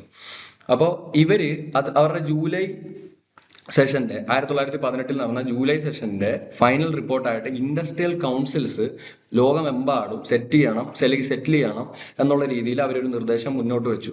ഇൻഡസ്ട്രിയൽ കൗൺസിൽസ് എന്ന് പറഞ്ഞു കഴിഞ്ഞാൽ തൊഴിലാളികളുടെ ആവശ്യങ്ങൾ, തൊഴിലാളികൾക്കെതിരെ നേരിടേണ്ട അവർക്ക് വരുന്ന ബുദ്ധിമുട്ടുകൾ, അവർക്കെതിരെയുള്ള ചൂഷണങ്ങൾ തടയാനും അല്ലെങ്കിൽ അതിനെ അഡ്രസ്സ് ചെയ്യാനും ഒരു ബോഡി. അപ്പോൾ ഇൻഡസ്ട്രിയൽ കൗൺസിൽ ഇതിനകത്ത് തൊഴിലാളികൾ മാത്രമല്ല ഇൻവോൾവ് ആയിട്ടുള്ള തൊഴിലുടമകളും ഇൻവോൾവ് ആണ്. അപ്പോൾ അങ്ങനെ ഒരു ഇൻഡസ്ട്രിയൽ കൗൺസിൽസ് മുന്നോട്ട് വെക്കണം എന്നുള്ളൊരാശയം ഈ വിറ്റ്ലി കമ്മീഷനാണ് ആദ്യമായിട്ട് മുന്നോട്ട് വെക്കുന്നത്. പിന്നെ രണ്ടാമത്, ഇതും UK തന്നെയാണ്, ബ്രിട്ടീഷ് ലേബർ പാർട്ടി. അവരുടേതായിട്ടുള്ള തന്നെ ഒരു റീകൺസ്ട്രക്ഷൻ മാതൃക, അവരുടെ ഡോക്യുമെന്റിന്റെ പേരാണ് labour and the new social order. അപ്പോൾ അത്തരത്തിലുള്ള ഒരു മാതൃക, അതൊരു പല പേപ്പറുകളിൽ ഒരു MCQ ക്വസ്റ്റ്യൻ ചോദിച്ച് കണ്ടിട്ടുണ്ട്. അപ്പോൾ അതുകൊണ്ട് ഇത് ഇൻക്ലൂഡ് ചെയ്തതാണ്. ബ്രിട്ടീഷ് ലേബർ പാർട്ടി അവരുടേതായിട്ടുള്ള റീകൺസ്ട്രക്ഷൻ പ്രോഗ്രാം ആയിരുന്നു. അതവര് ആ ഡോക്യുമെന്റിന് കൊടുത്ത ടൈറ്റിൽ എന്ന് പറയുന്നത് labour and the new social order എന്നുള്ളതാണ്. ഇനി അടുത്തത് ഫെബ്രുവരി 1918 3-ാം Inter allied labour socialist conference. ഇതിൽ 4 രാജ്യങ്ങളായിരുന്നു അല്ലെങ്കിൽ 4 രാജ്യങ്ങളുടെ പ്രതിനിധികളായിരുന്നു ഇതിൻ്റെ അകത്ത് ഭാഗമായിരുന്നത്. അതിലൊന്ന് great Britain, France, Belgium, Italy. അപ്പൊ ഇവിടുന്ന് 2 രീതിയിലും ചോദ്യം വരാം. 1918 ഫെബ്രുവരിയിൽ വന്ന ഈ പറയപ്പെടുന്ന ലേബറുമായിട്ട്, ഇന്റർനാഷണൽ ലേബർ റൈറ്റ്സുമായിട്ട് ബന്ധപ്പെട്ട ഒരു അലയൻസ് എന്തായിരുന്നു? Inter allied labour and socialist conference ആണ്. അതിന്റെ റെപ്രസെന്റിങ് ഡെലിഗേറ്റ്സ് ആരൊക്കെയായിരുന്നു? ഈ പറയപ്പെടുന്ന 4 രാജ്യങ്ങളാണ്. അപ്പൊ അവര് ഇന്റർനാഷണൽ ലേബർ റൈറ്റ്സുമായിട്ട് ബന്ധപ്പെട്ടും ഈ എന്താ പറയണ്ടേ, രഹസ്യമായിട്ടുള്ള ഡിപ്ലോമസി, നയതന്ത്രം ഒഴിവാക്കാനും മറ്റ് പല ആവശ്യങ്ങൾക്കായിട്ടാണ് ഇത് കൊണ്ടുവന്നത്. നമുക്ക് പ്രധാനമായിട്ടും ഇന്റർനാഷണൽ ലേബർ റൈറ്റ്സ് ബോഡി, അതായിരുന്നു അവർ ഏറ്റവും പ്രധാനമായിട്ട് മുന്നോട്ട് വെച്ച ഒരു ആവശ്യം എന്ന് പറയുന്നത്. ഇനി അടുത്തത്, അതേ വർഷം തന്നെ ഡിസംബറിൽ അമേരിക്കൻ ഫെഡറേഷൻ ഓഫ് ലേബർ അവരുടേതായിട്ടുള്ള ഒരു റിപ്പോർട്ട് സമർപ്പിച്ച് എങ്ങനെയാണ് ഈ പറയുന്ന കളക്റ്റീവ് ബാർഗെയിനിങ് പ്രോസസ്സ് എന്ന് പറയുന്നത്, അത് നമ്മൾ ട്രേഡ് യൂണിയൻസ് ആക്ട് പഠിക്കുമ്പോൾ നമ്മൾ വിശദമായിട്ട് പഠിക്കും. കളക്റ്റീവ് ബാർഗെയിനിങ് പ്രോസസ്സ് എന്ന് പറയുന്ന പ്രോസസ്സിനെ എങ്ങനെ ഒരു തരത്തിൽ അച്ചീവ് ചെയ്യാം, അല്ലെങ്കിൽ എങ്ങനെ അതിനെ ഇമ്പ്രൂവ് ചെയ്യാം, എങ്ങനെ അത് ഇൻഡസ്ട്രിയൽ ലെവലിലേക്ക് അപ്ലൈ ചെയ്യാം എന്നുള്ളത് അവരുടേതായിട്ടുള്ള ആശയങ്ങൾ മുന്നോട്ട് വെച്ചു. അപ്പൊ ഈ ഒരു കുറച്ച് കാര്യങ്ങൾ എന്ന് പറയുന്നത് MCQവിന് വളരെ ഇമ്പോർട്ടന്റ് ആയിട്ടുള്ള ഒരു ഏരിയ ആണ്. അപ്പൊ ഇവിടുന്ന് ചോദ്യങ്ങൾ കണ്ടിട്ടുണ്ട് പല പേപ്പറിൽ. അതുപോലെ തന്നെ NDAയുടെ നാഷണൽ ടെസ്റ്റിംഗ് ഏജൻസി നടന്ന എക്സാം, സെൻട്രൽ യൂണിവേഴ്സിറ്റിയുടെ എക്സാമുകൾക്കൊക്കെ ഇത് കണ്ടിട്ടുണ്ട്. അടുത്തത് ഈ കമ്മീഷൻ, നമ്മുടെ ഈ റീകൺസ്ട്രക്ഷൻ കമ്മീഷൻ അവരുടെ ഫൈനൽ റിപ്പോർട്ട് സമർപ്പിക്കുന്ന തീയതി എന്ന് പറയുന്നത് മാർച്ച് 4, 1919 അപ്പൊ അങ്ങനെയാണ് ഈ യാതൊരു തരത്തിലുള്ള ഭേദഗതികളോ അമെന്റ്മെന്റുകളോ കണ്ടീഷനുകളോ ഒന്നും കൂടാതെ ഈ റിപ്പോർട്ട് പീസ് കോൺഫറൻസ് അഡോപ്റ്റ് ചെയ്യുകയാണ്. അങ്ങനെയാണ് ഈ ട്രെറ്റി ഓഫ് വെർസൈലസിന്റെ ഭാഗമായി, അല്ലെങ്കിൽ അതിന്റെ പാർട്ട് 13ന്റെ ഭാഗമായി ഇത് മാറുന്നത്. ഇനി ഇതിന്റെ ആദ്യത്തെ ആനുവൽ കോൺഫറൻസിനെയാണ് നമ്മൾ ഇന്റർനാഷണൽ ലേബർ കോൺഫറൻസ് എന്ന് വിളിക്കുന്നത്. അത് 29 ഒക്ടോബർ 1919 അമേരിക്കയുടെ ക്യാപിറ്റൽ ആയിട്ടുള്ള വാഷിംഗ്ടൺ DC ചേർന്നത്, അല്ലെങ്കിൽ അരങ്ങേറുന്നത്. അപ്പൊ അങ്ങനെ ആ നടന്ന ആനുവൽ കോൺഫറൻസ്, ആ ഇന്റർനാഷണൽ ലേബർ കോൺഫറൻസിൽ അവര് 6 പ്രധാനപ്പെട്ട ഇന്റർനാഷണൽ ലേബർ കൺവെൻഷൻസ് അഡോപ്റ്റ് ചെയ്യുകയാണ്. അപ്പോൾ ഈ 6 കൺവെൻഷൻസ്, ഈ 6 ഇന്റർനാഷണൽ ലേബർ കൺവെൻഷൻസ് ഏതൊക്കെയാണെന്ന് പറഞ്ഞു കഴിഞ്ഞാൽ ഇത് ഡീൽ ചെയ്യുന്നത് 1 hours of work in industry, 2 unemployment, 3 maternity protection, 4 night work for women, 5 minimum age, and 6 night work for young persons in industry. നമുക്ക് നിലവിലെ നിയമങ്ങൾ, ഈ തൊഴിൽ നിയമങ്ങൾ എടുത്ത് പഠിച്ചു കഴിഞ്ഞാൽ നമുക്ക് മനസ്സിലാക്കാൻ സാധിക്കും, ഈ പറയപ്പെടുന്ന 6 ക്രൈറ്റീരിയ, അല്ലെങ്കിൽ ഈ പറയപ്പെടുന്ന 6 ലേബർ കൺവെൻഷൻസ് ഇല്ലാത്ത ഒരു തൊഴിൽ നിയമങ്ങളും നമുക്ക് കാണാൻ സാധിക്കുന്നില്ല. അപ്പോൾ എത്രത്തോളമാണ് ഈ ഒരു ഇന്റർനാഷണൽ ലേബർ കോൺഫറൻസിന്റെ ഇമ്പോർട്ടൻസ് എന്നും, അല്ലെങ്കിൽ എത്രത്തോളമാണ് ഈ അഡോപ്റ്റ് ചെയ്യപ്പെട്ട 6 ലേബർ കൺവെൻഷനുകളുടെ ഇമ്പോർട്ടൻസ് എന്നും നമുക്ക് മനസ്സിലാക്കാൻ സാധിക്കും. അപ്പോൾ ഇതെല്ലാം, ഈ പറയപ്പെടുന്ന 6 സാധനങ്ങളും നമുക്ക് ഇന്ത്യയിൽ നിലവിലുണ്ട്. പല ആക്ടുകളുടെ കീഴിൽ പല രീതിയിലാണ്. ഇപ്പൊ ഇത് കണ്ട maternity protection act, maternity protection നമുക്ക് അത് ഡീൽ ചെയ്യുന്ന മെറ്റേണിറ്റി പ്രൊട്ടക്ഷൻ ആക്ട് ഉണ്ട്. Hours of work in industry, industrial disputes ആക്ടിനകത്ത് കാര്യങ്ങൾ പറയുന്നുണ്ട്. അൺഎംപ്ലോയ്മെന്റുമായിട്ട് ബന്ധപ്പെട്ട മിനിമം ഏജിന്റെ കാര്യം, അപ്പൊ ഇത്തരത്തിലുള്ള കാര്യങ്ങളൊക്കെ പല ആക്ടുകളുടെ കീഴിലായിട്ട്, പല സ്റ്റാറ്റ്യൂട്ടറി എനാക്ട്മെന്റിന്റെ കീഴിലായിട്ട് നമ്മൾ ഡീൽ ചെയ്യുന്നുണ്ട്. ഇനി ഈ ILOയുടെ ഇന്റർനാഷണൽ ലേബർ ഓർഗനൈസേഷന്റെ ആദ്യത്തെ ഡയറക്ടർ ജനറൽ എന്ന് പറയുന്നത് ആൽബർട്ട് തോമസ് ആണ്. ഫ്രഞ്ച് സോഷ്യലിസ്റ്റ് ആയിട്ടുള്ള ആൽബർട്ട് തോമസ് ആണ്. അദ്ദേഹം ഈ പറയപ്പെടുന്ന വളരെ, അല്ലെങ്കിൽ തൊഴിലാളികൾക്ക് വേണ്ടി, തൊഴിലാളികളുടെ ആവശ്യങ്ങൾക്ക് വേണ്ടിയിട്ടും ഒക്കെ ഒത്തിരി പ്രവർത്തിച്ച ഒരു വ്യക്തി കൂടെയാണ്. അപ്പോൾ ILO എന്ന് പറയുന്നത് ഞാൻ പറഞ്ഞു ലീഗ് ഓഫ് നേഷൻസിന്റെ ഭാഗമായിരുന്നു. പക്ഷെ 1946 ലീഗ് ഓഫ് നേഷൻസ് മാഞ്ഞുപോയി, അല്ലെങ്കിൽ അവരുടെ ഒരു പ്രവർത്തനം, അല്ലെങ്കിൽ ആ ഒരു സംഘടന പോയതിനു ശേഷം ഉറവെടുത്ത യുണൈറ്റഡ് നേഷൻസിന്റെ ഭാഗമായിട്ടാണ് നിലവിൽ ഇപ്പോ ഇന്റർനാഷണൽ ലേബർ ഓർഗനൈസേഷൻ തുടരുന്നത്. ഇനി അടുത്തത് evolution of labour loss in India. അപ്പോ നമ്മുടെ ഇന്ത്യയിൽ ഈ ലേബർ ലോസ് എങ്ങനെയാണ് ഉരുത്തിരിഞ്ഞു വന്നത്, അതിന്റെ ഉറവിടം എങ്ങനെയാണ്, അതിന്റെ ബാക്ക്ഗ്രൗണ്ടും ബാക്കി ചരിത്രങ്ങളും കാര്യങ്ങളുമാണ് അടുത്ത നമ്മൾ ഡീൽ ചെയ്യാൻ പോകുന്നത്. അപ്പോൾ ഇന്ത്യയിലെ കാര്യം നമ്മൾ പരിശോധിച്ച് കഴിയുമ്പോൾ നമുക്ക് മനസ്സിലാക്കാൻ സാധിക്കുന്നതെന്ന് പറഞ്ഞു കഴിഞ്ഞാൽ, ബ്രിട്ടീഷ് കൊളോണിയലിസം നമുക്കറിയാം. നമുക്കൊരു 200 വർഷത്തെ ബ്രിട്ടീഷ് കൊളോണിയൽ പാരമ്പര്യം നമുക്കുണ്ട്. അപ്പോൾ അതിന്റെ ഭാഗമായിട്ട് വന്നിട്ടുള്ള ഒരുപാട് എനാക്ട്മെന്റുകളും, സ്റ്റാറ്റ്യൂട്ടറി എനാക്ട്മെന്റുകളും, അതുപോലെ തന്നെ ലെജിസ്ലേഷൻസും ഒക്കെ നമുക്ക് ഇന്ത്യയിൽ ഉണ്ട്. അപ്പൊ ഈ അടുത്തിടെ നമ്മൾ റീനെയിം ചെയ്ത IPC, അല്ലെങ്കിൽ ഇന്ത്യൻ പീനൽ കോഡ്, അതുപോലെ തന്നെ എവിഡൻസ് ആക്ട്, അപ്പൊ ഇതൊക്കെ എന്ന് പറയുന്നത് ഒരു കൊളോണിയൽ കാലഘട്ടത്തിന്റെ ബാക്കി പത്രങ്ങളായിട്ട് ഇന്ത്യയിൽ അവശേഷിച്ച നിയമങ്ങൾ തന്നെയാണ്. അപ്പോൾ നമുക്കറിയാം. അപ്പൊ ഈ കാര്യങ്ങൾ പോലെ തന്നെ നമ്മൾ ഇന്ത്യയിലെ ലേബർ ലോ എടുത്ത് പഠിക്കുമ്പോഴും ഇന്ത്യൻ ലേബർ ലോയുടെ ചരിത്രം എന്ന് പറയുന്നത് ബ്രിട്ടീഷ് കൊളോണിയൽ പീരീഡുമായിട്ട് അത്രയ്ക്ക് ബന്ധമുള്ളതും അതുമായിട്ട് അത്രയും ക്ലോസ് ലിങ്ക്ഡ് ആയിട്ടും കിടക്കുന്നൊരു വസ്തുത, അല്ലെങ്കിൽ നമുക്ക് അത് അത്തരത്തിൽ ഉണ്ടായി വന്ന ഒരു സാധനം തന്നെയാണ്. അപ്പോൾ ഇതിൻ്റെ അകത്ത് പ്രധാനമായിട്ടും എന്തിനാണ് ഇന്ത്യയിൽ ഇൻഡസ്ട്രിയൽ അല്ലെങ്കിൽ ലേബർ ലെജിസ്ലേഷൻസ് വന്നതെന്ന് പറഞ്ഞു കഴിഞ്ഞാൽ, ഒരു പ്രൊട്ടക്ഷനിസ്റ്റ് മനോഭാവത്തോടു കൂടിയാണ്. അതായത് അവർക്ക് കുറെ കൂടെ എംപ്ലോയി, അല്ലെങ്കിൽ എംപ്ലോയീസിന്റെ വെൽഫെയർ, അല്ലെങ്കിൽ തൊഴിലാളികളുടെ വെൽഫെയർ എന്നുള്ളതിന്റെ അപ്പുറത്തേക്ക് ഈ ബ്രിട്ടീഷ് മാർക്കറ്റിലുള്ള കോമ്പറ്റീഷൻ, അല്ലെങ്കിൽ അതിനെ എംപ്ലോയീസിനെ പ്രൊട്ടക്ട് ചെയ്യാൻ വേണ്ടിയിട്ട് വന്ന നിയമങ്ങളാണ് നിലവിൽ നമുക്ക് അന്നത്തെ കാലഘട്ടത്തിൽ നമുക്ക് ഇന്ത്യയിൽ ഉണ്ടായിരുന്നത്. ബ്രിട്ടീഷ് ഇതിപ്പോ നമുക്ക് നോക്കിക്കഴിഞ്ഞാൽ അറിയാം, the industrial or labour legislations enacted by the British were primarily intended to protect the interest of the British employers. Consideration of British political economy were naturally paramount in shaping some of these earlier laws. Thus came the Factories Act. ഇപ്പോൾ 1883 factories act ഒക്കെ അത്തരത്തിലുള്ള ഒരു ആക്ടിന്റെ ഭാഗമാണ്. ഇതിനു മുമ്പ് apprenticeship act ഒക്കെ ഉണ്ട്. അപ്പം അതൊന്നും നമുക്ക് ഈ ഒരു കറണ്ട് സെൻസിൽ ഒരു ലേബർ ലോയിലേക്ക് നമുക്ക് ഇൻക്ലൂഡ് ചെയ്യാൻ പറ്റിയ കാര്യങ്ങളല്ല. പക്ഷെ ഇതിന്റെയൊക്കെ ഒരു ഹിസ്റ്ററി പഠിക്കുമ്പോൾ നമ്മൾ ഇതൊക്കെ ജസ്റ്റ് നോക്കി പോകേണ്ടത് അത്യാവശ്യമാണ്. അപ്പോൾ ഇന്ത്യൻ ടെക്സ്റ്റൈൽ ഗുഡ്സിന് അന്നുണ്ടായിരുന്ന കോമ്പറ്റീഷൻ അല്ലെങ്കിൽ അന്ന് കാഴ്ചവെച്ചിരുന്ന ആ ഒരു കോമ്പറ്റീഷൻ ഒഴിവാക്കാൻ വേണ്ടിയിട്ട് അല്ലെങ്കിൽ എക്സ്പോർട്ട് മാർക്കറ്റിൽ ഉണ്ടായിരുന്ന ആ ഒരു മോണോപ്പൊളി സ്റ്റാറ്റസിനെ കുറച്ചുകൂടി ബ്രിട്ടീഷേഴ്സിന് അനുകൂലമാക്കി മാറ്റാൻ വേണ്ടിയിട്ട് കൂടെയാണ് ഈ ഒരു ഫാക്ടറീസ് ആക്ട് എന്ന് പറയുന്നത് ഇൻട്രൊഡ്യൂസ് ചെയ്യപ്പെടുന്നത്. അപ്പോൾ അങ്ങനെ ഞാൻ പറഞ്ഞതുപോലെ തന്നെ ഒരു പ്രൊട്ടക്ഷനിസ്റ്റ് മനോഭാവത്തോടു കൂടിയാണ് ആദ്യ കാലഘട്ടങ്ങളിൽ ഇന്ത്യയിൽ ആ ഒരു ലേബർ നിയമങ്ങൾ വന്നത്. ആരുടെ പ്രൊട്ടക്ഷൻ? ഈ ഫോർ ദ സേക്ക് ഓഫ് ആരാണ്? ഈ തൊഴിൽ ഉടമകൾ എന്ന് പറയുന്നവർക്ക് വേണ്ടിയിട്ട്. അപ്പോ ഇതുകൊണ്ട് തന്നെ പക്ഷെ എന്നിരുന്നാൽ പോലും നമുക്ക് ഇതിൽ നിന്ന് കിട്ടിയ ഒരു ബെനിഫിറ്റ് എന്ന് പറയുമ്പോൾ ഇന്ത്യയിൽ ആദ്യമായിട്ട് 8 അവർ തൊഴില് അല്ലെങ്കിൽ ചൈൽഡ് ലേബർ അബോളിഷ് ചെയ്തുകൊണ്ടും അതുപോലെ തന്നെ ഈ നൈറ്റ് എംപ്ലോയ്മെന്റിൽ വുമണിനെ റെസ്ട്രിക്ട് ചെയ്തുകൊണ്ടും പിന്നെ ഓവർ ടൈം വേജസ് അഥവാ അധിക സമയം തൊഴിൽ എടുത്തു കഴിഞ്ഞു കഴിഞ്ഞാൽ അതിന് തക്കതായിട്ടുള്ള വേതനം ഉറപ്പാക്കലും പിന്നെ ഈ പറയുന്ന രീതിയിൽ 8 മണിക്കൂറിന് മേളിൽ. അപ്പൊ ഇങ്ങനെയുള്ള കാര്യങ്ങൾ ഇപ്പോഴും നമുക്ക് നമ്മുടെ നിയമത്തിൽ കാണാൻ സാധിക്കുന്നുണ്ട്. ഇത്തരത്തിലുള്ള സ്റ്റിപ്പുലേഷൻസ് ഇത്തരത്തിലുള്ള പോയിന്റ്സ് ഒക്കെ നമ്മുടെ നിയമത്തിൽ ഇപ്പോഴും കാണാറുണ്ട്. അപ്പൊ ആ ഒരു ചരിത്രം പൂർണ്ണമായിട്ട് നമുക്ക് തള്ളിക്കളയാൻ സാധിക്കില്ല. അപ്പോൾ ഇനി ബാക്കിയുള്ള കാര്യങ്ങളൊക്കെ നമ്മൾ ബാക്കി പോകെ ഡീറ്റെയിൽ ആയിട്ട് നമുക്ക് സംസാരിക്കാം. നമ്മൾ അടുത്ത ക്ലാസ്സുകളിൽ നമ്മൾ എന്തായാലും പറയുന്നുണ്ട് ബാക്കി എനാക്ട്മെന്റുകളും അതിന്റെ ചരിത്രവും ബാക്കി കാര്യങ്ങളും ഒക്കെ. ഇപ്പൊ ട്രേഡ് യൂണിയൻസ് ആക്ട് പറയുമ്പോൾ ട്രേഡ് യൂണിയൻ മൂവ്മെന്റ് അല്ലെങ്കിൽ ട്രേഡ് യൂണിയനിസം എങ്ങനെയാണ് അത് വന്നത്, എങ്ങനെയാണ് അതിന്റെ ഇവല്യൂഷൻ എന്നുള്ളതൊക്കെ നമ്മൾ ഡിസ്കസ് ചെയ്യാൻ ഡീറ്റെയിൽ ആയിട്ട്.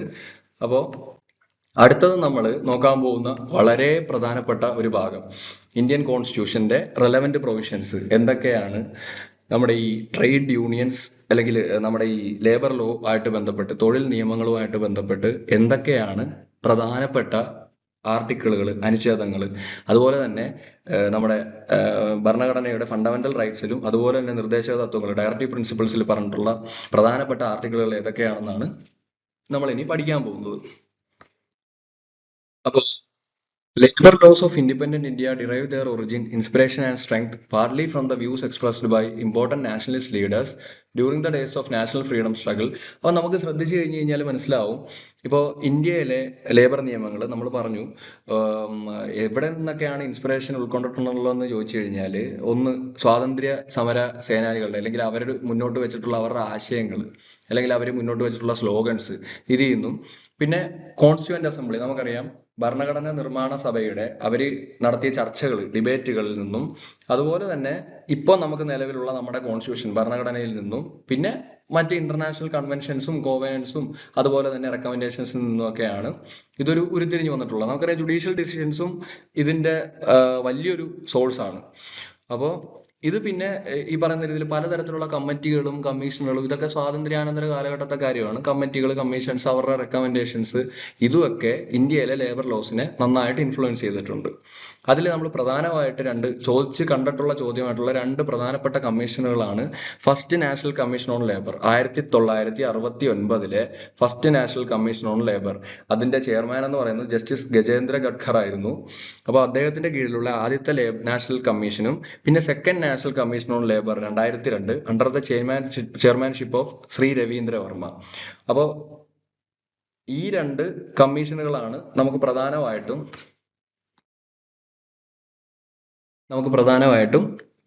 പഠിക്കാനുള്ളത്. പിന്നെ അതിന്റെ കൂടെ തന്നെ national commission on rural labour 1991 ഇതും. അപ്പൊ ഈ 3 കമ്മീഷനുകളാണ് നമുക്ക് അറിഞ്ഞിരിക്കാനുള്ളത്. പിന്നെ ഞാൻ പറഞ്ഞതുപോലെ ഒരുപാട് ജുഡീഷ്യൽ പ്രൊണൗൺസ്മെന്റ്സും ബാക്കി കാര്യങ്ങളും എല്ലാം ഇതുമായിട്ട് മിനിമം വേജസുമായിട്ട് ബന്ധപ്പെട്ട് ബോണ്ടഡ് ലേബറുമായിട്ട് ബന്ധപ്പെട്ട് ചൈൽഡ് ലേബറുമായിട്ട് ബന്ധപ്പെട്ട്. അപ്പൊ ഇതൊക്കെ നമുക്കറിയാം. പല കാര്യങ്ങളും ഇപ്പോൾ ആർട്ടിക്കിൾ 21 ഭരണഘടനാ അനുച്ഛേദമായിട്ടുള്ള ആർട്ടിക്കിൾ 21 കീഴിൽ നമുക്ക് ഇൻക്ലൂഡഡ് ആയിട്ടുണ്ട്. അപ്പോൾ അത്തരത്തിലും നമുക്ക് പഠിക്കുമ്പോൾ അതുമെല്ലാം പഠിക്കേണ്ടതാണ്. ഇനി പ്രധാനമായിട്ടും നമ്മൾ പഠിക്കുമ്പം നമ്മൾ അഡ്രസ്സ് ചെയ്യുന്ന പ്രധാനപ്പെട്ട ആർട്ടിക്കിളുകൾ ഫണ്ടമെന്റൽ റൈറ്റ്സ് അഥവാ ചാപ്റ്റർ 3 പെടുന്ന ഫണ്ടമെന്റൽ റൈറ്റ്സ് ഉള്ള പ്രധാനപ്പെട്ട ആർട്ടിക്കിളുകൾ ലേബർ ലോസുമായിട്ട് പഠിക്കുമ്പോൾ നമ്മൾ ഡിസ്കസ് ചെയ്യുന്നത് ആർട്ടിക്കിൾ 14, 15, 16, 19, 23, 24 ആണ്. ഇതിൽ നമുക്ക് ഡീപ്പ് ആൻഡ് ഡീറ്റെയിൽ ഡിസ്കഷൻ നമുക്ക് ആവശ്യം എന്ന് പറയുന്നത് 23, 24 അതുപോലെ തന്നെ 19ാമത്തെ ആർട്ടിക്കിൾ ആണ്. ബാക്കി 14, 15, 16 ഒക്കെ നമ്മൾ ജനറൽ പ്രൊവിഷൻസ് ആണ്. അതൊക്കെ നമ്മൾ ആ രീതിയിൽ പറഞ്ഞു പോകുന്ന പ്രൊവിഷൻസ് ആണ്. അപ്പോൾ ഇനി അടുത്തത് നമ്മൾ ഡയറക്റ്റീവ് പ്രിൻസിപ്പിൾസ് അല്ലെങ്കിൽ നിർദ്ദേശ തത്വങ്ങളിലേക്ക് കടക്കുമ്പോൾ അതിൻ്റെ അകത്ത് നമ്മൾ പ്രധാനമായിട്ടും നോക്കുന്നത് ആർട്ടിക്കിൾ 39A, പിന്നെ 39D, 41, 42, 43, 43A ആണ്. അപ്പോൾ ഇത് ഒക്കെ എന്ന് പറയുന്നത് ലേബറുമായിട്ട് ഏതെങ്കിലും തരത്തിലൊക്കെ റിലേറ്റഡ് ആയിട്ടുള്ള നന്നായിട്ട് ഇൻഫ്ലുവൻസ് ചെയ്യുന്ന ഭരണഘടനയിൽ അടങ്ങിയിട്ടുള്ള ആർട്ടിക്കിളുകളാണ്. അപ്പോൾ അതൊക്കെ നമ്മൾ ആ രീതിയിൽ തന്നെ ഇവിടെ ഈ ഒരു ഇൻട്രൊഡക്ഷൻ സെക്ഷന്റെ ഭാഗമായിട്ട് ഡിസ്കസ് ചെയ്തു പോകേണ്ടത് അത്യാവശ്യമാണ്. അപ്പോൾ ഇനി ലേബർ എന്ന് പറയുന്നത് അല്ലെങ്കിൽ ലേബർ എന്ന് പറയുന്ന വിഷയം ഒരു concurrent subject in the constitution of India, ഒരു കൺകറന്റ് വിഷയമാണ്. അറിയാലോ കൺകറന്റ് സബ്ജക്ട് എന്ന് പറയുന്നത് നിങ്ങൾ കോൺസ്റ്റിറ്റ്യൂഷൻ പഠിച്ചപ്പോൾ പഠിച്ചു കാണും. കൺകറന്റ് എന്ന് പറഞ്ഞു കഴിഞ്ഞാൽ ഒരേപോലെ സ്റ്റേറ്റിനും യൂണിയനും നിയമനിർമ്മാണം നടത്താനായിട്ടുള്ള മേഖലകളാണ് കൺകറന്റ് സബ്ജക്ട്സ് എന്ന് നമ്മൾ പറയുന്നത്. അപ്പോൾ അതിൻ്റെ അകത്ത് തന്നെ ഏറ്റവും അധികം ബൾക്കായിട്ടുള്ള ലെജിസ്ലേഷൻസ് എപ്പോഴും സെൻട്രൽ ലെജിസ്ലേഷൻസ് അല്ലെങ്കിൽ യൂണിയൻ ലെജിസ്ലേഷൻസ് തന്നെയാണ്. കൂടുതൽ ലെജിസ്ലേഷൻസ് നിയമനിർമ്മാണം യൂണിയന്റെ ഭാഗത്തു നിന്ന് തന്നെയാണ് ഉണ്ടാകുന്നത്. അപ്പോൾ ഇനി നമുക്ക് പഠിക്കാനുള്ളത് ഈ ഒരു ലിസ്റ്റാണ്. ഈ ഒരു യൂണിയൻ ലിസ്റ്റും കൺകറന്റ് ലിസ്റ്റിലും കുറച്ച് ഒരു 6 എൻട്രികളുണ്ട്. അപ്പൊ ഇതൊന്ന് ജസ്റ്റ് നിങ്ങൾ ഫോക്കസ് ചെയ്ത് പഠിക്കേണ്ട ഒരു ഏരിയ ആണ്. ഇതിൻ്റെ അകത്ത് കൺകറന്റ് ലിസ്റ്റിലാണെങ്കിൽ എൻട്രി നമ്പർ 22, 23, 24 ഓർഡറിൽ തന്നെയാണ്. അപ്പോൾ അത് ഓർത്ത് വെക്കാനായിട്ട് വലിയ ബുദ്ധിമുട്ടില്ല. യൂണിയൻ ലിസ്റ്റിൽ മാത്രമേ ഉള്ളൂ 55, 61, 65. അപ്പോൾ ഇതിൻ്റെ അകത്ത് ഇനി നമുക്ക് യൂണിയൻ ലിസ്റ്റിലെ എൻട്രി നമ്പർ 55 എന്താണ്? Regulation of labour and safety in mines and oil field, എണ്ണപ്പാടങ്ങളിലും അതുപോലെ തന്നെ ഖനികളിലുമുള്ള ലേബറും അതിന്റെ സുരക്ഷിതത്വവും മറ്റു കാര്യങ്ങളും ഒക്കെ ആയിട്ട് ബന്ധപ്പെട്ട നിയമത്തെ റെഗുലേറ്റ് ചെയ്യുക. അപ്പൊ അതാണ് എൻട്രി നമ്പർ 55 നമ്മൾ ഡീൽ ചെയ്യുന്നതെന്ന് പറയാനായിട്ട്. ഇനി അടുത്തത് എൻട്രി നമ്പർ 61. ഇപ്പൊ entry number 61 industrial disputes concerning union employees, union central എംപ്ലോയീസുമായിട്ട് ബന്ധപ്പെട്ട അല്ലെങ്കിൽ അവരുമായിട്ട് ബന്ധപ്പെട്ട ഇൻഡസ്ട്രിയൽ തർക്കങ്ങളെ ആയിട്ട് കൺസേൺ ചെയ്യുന്ന ഡീൽ ചെയ്യുന്ന എൻട്രിയാണ് എൻട്രി നമ്പർ 61 എന്ന് പറയുന്നത്. എൻട്രി നമ്പർ 65 എന്ന് പറയുന്നത് വൊക്കേഷണൽ ട്രെയിനിങ്ങുമായിട്ട് ബന്ധപ്പെടുന്ന യൂണിയൻ ഏജൻസീസും മറ്റ് ഇൻസ്റ്റിറ്റ്യൂഷൻസും ഒക്കെ സെറ്റപ്പ് ചെയ്യുന്നതും അതുമായിട്ട് ബന്ധപ്പെട്ടതാണ് എൻട്രി നമ്പർ 65. ഇത് ജസ്റ്റ് MCQ ക്വസ്റ്റ്യൻസിന് വേണ്ടിയിട്ട് ഇത് ജസ്റ്റ് ഒന്ന് ഇങ്ങനെ ഒന്ന് അണ്ടർസ്റ്റാൻഡ് ചെയ്ത് അല്ലെങ്കിൽ പഠിച്ചങ്ങ് വെച്ചാൽ മതി. പിന്നെ എൻട്രി നമ്പർ 22 അതിന്റെ ഡീറ്റെയിൽഡ് ആയിട്ടുള്ള എക്സ്പ്ലനേഷനോ ബാക്കി കാര്യങ്ങളോ ഒന്നും നമുക്ക് നമ്മുടെ സിലബസ് പ്രകാരം ആവശ്യമില്ല. ഇനി അടുത്തത് കൺകറന്റ് ലിസ്റ്റിലെ എൻട്രി നമ്പർ 22 എന്ന് പറയുന്നത് ഏത് ലിസ്റ്റ് ആണെന്നും കൂടെ, കൺസേൺഡ് ലിസ്റ്റ് ഏതാണെന്നും കൂടെ ശ്രദ്ധിക്കണം. അതും കൂടെ ശ്രദ്ധിച്ച് ഓർത്തു വെക്കേണ്ടത് അത്യാവശ്യമാണ്. അടുത്തത് കൺകറന്റ് ലിസ്റ്റിലെ എൻട്രി നമ്പർ 22. അതിൻ്റെ അകത്താണ് നമുക്ക് ഏറ്റവും പ്രധാനമായിട്ട് ട്രേഡ് യൂണിയൻസും ഇൻഡസ്ട്രിയൽ ആൻഡ് ലേബർ ഡിസ്പ്യൂട്ട്സും എന്താണ്, അതെങ്ങനെയാണ് പ്രവർത്തിക്കുന്നത് എന്നൊക്കെ ഉള്ള കാര്യങ്ങളെ പറ്റി ഇൻക്ലൂഡ് ചെയ്തിരിക്കുന്നത്. അപ്പോൾ അതുമായിട്ട് ബന്ധപ്പെട്ട നിയമങ്ങളെ പറ്റിയുള്ള കാര്യങ്ങളുമായിട്ട് ഇൻക്ലൂഡ് ചെയ്തിരിക്കുന്നത്. അടുത്ത entry number 23 social security and insurance, employment and unemployment. അപ്പോൾ ഇത്തരത്തിലുള്ള കാര്യങ്ങളൊക്കെ ഇൻക്ലൂഡ് ആയിരിക്കുന്നത് entry number 23. Entry number 24 provident PF, provident fund, welfare of labour, employers' liability, workmen's compensation, invalidity and old age pension and maternity benefit. അപ്പോൾ ഇതറിയാം, ഇത് പ്രധാനപ്പെട്ട ഒരുപാട് ആക്ടുകളുടെ എന്താ പറയണ്ടേ ഒരു ഉറവിടം അല്ലെങ്കിൽ ഒരു സ്രോതസ് ഒക്കെ പോലെയൊക്കെ കാണാവുന്നതാണ് ഈ എൻട്രി നമ്പർ 24. അപ്പോൾ ഇത്രയും എൻട്രികളാണ് നമ്മൾ ഈ ഒരു ഭാഗം അല്ലെങ്കിൽ ഈ ഒരു ഏരിയയിൽ നമ്മൾ പഠിച്ചു വെക്കണം. ഇത് പഠിച്ചു വെക്കേണ്ടതാണ്. അപ്പോൾ ഇനി അടുത്തത് ലെജിസ്ലേഷൻസ്. നമ്മൾ പാർലമെന്റ് ആയിക്കോട്ടെ സ്റ്റേറ്റ് ഗവൺമെന്റ്, അപ്പൊ നമുക്കറിയാം ഇവർക്ക് കൺകറന്റ് സബ്ജക്റ്റ് ആണ്. അപ്പൊ ലെജിസ്ലേഷൻസിനെ നമുക്ക് പ്രധാനമായിട്ടും ലേബർ ലെജിസ്ലേഷൻസിനെ നമുക്ക് പ്രധാനമായിട്ടും 4 ആയിട്ടാണ് തിരിക്കാൻ സാധിക്കുന്നത്. ഒന്ന്, labour laws enacted by the central government where the central government has the sole responsibility for enforcement. അപ്പം സെൻട്രൽ ഗവൺമെന്റ് തന്നെയാണ്, പാർലമെന്റ് തന്നെയാണ് നിയമം ഉണ്ടാക്കുന്നതും അല്ലെങ്കിൽ അത് എനാക്ട് ചെയ്യുന്നത് സെൻട്രൽ എക്സിക്യൂട്ടീവ് ആണ്. അത് എൻഫോഴ്സ്മെന്റ് അത് പ്രാബല്യത്തിൽ കൊണ്ടുവരാനുള്ള റെസ്പോൺസിബിലിറ്റി എന്ന് പറയുന്നതും സെൻട്രൽ ഗവൺമെന്റിന് തന്നെയാണ്. അപ്പൊ ഇതിന് എക്സാമ്പിൾസ് ആയിട്ട് നമുക്ക് പറയാൻ സാധിക്കുന്ന employee state insurance act, ESI act ഒക്കെ ഇതിനൊരു നല്ല എക്സാമ്പിൾ ആയിട്ട് ഉദാഹരണമായിട്ട് പറയാൻ പറ്റുന്ന ആക്ട് ആണ്. പിന്നെ മൈൻസ് ആക്ട്, മൈനൊക്കെ ഒരു നാച്ചുറൽ റിസോഴ്സ്, ഒരു നേഷന്റെ ഒരു സമ്പത്താണല്ലോ. അപ്പൊ മൈൻസ് ആക്ട്, പിന്നെ അയൺ ഓർ അല്ലെങ്കിൽ അതുമായിട്ട് അയൺ ഓർ മൈൻസ് അതുമായിട്ട് ബന്ധപ്പെട്ട കാര്യങ്ങളും ഡോക്ക് വർക്കേഴ്സ് ആക്ട്, ഇതുമൊക്കെ ഇതിന് ഉദാഹരണങ്ങളായിട്ട് പറയാൻ പറ്റുന്നതാണ്. ഇനി അടുത്ത രണ്ടാമത്തെ കാറ്റഗറിയാണ് labour laws enacted by the central government and enforced by both the central and the state government. അപ്പൊ ഇതിന് ഉദാഹരണമാണ് നമുക്ക് ഏറെ പരിചിതമായിട്ടുള്ള child labour prohibition and regulation act, അത് 1986 ആ ആക്ട്. അതുപോലെ തന്നെ contract labour act, equal remuneration act, പിന്നെ ഞാൻ പറഞ്ഞ നമ്മുടെ സിലബസിന്റെ ഭാഗമായിട്ടുള്ള ഇൻഡസ്ട്രിയൽ ഡിസ്പ്യൂട്ട്സ് ആക്ട്, ഇതൊക്കെ ഈ ഒരു രണ്ടാമത്തെ കാറ്റഗറിയുടെ ഭാഗമായിട്ട് വരുന്നതാണ്.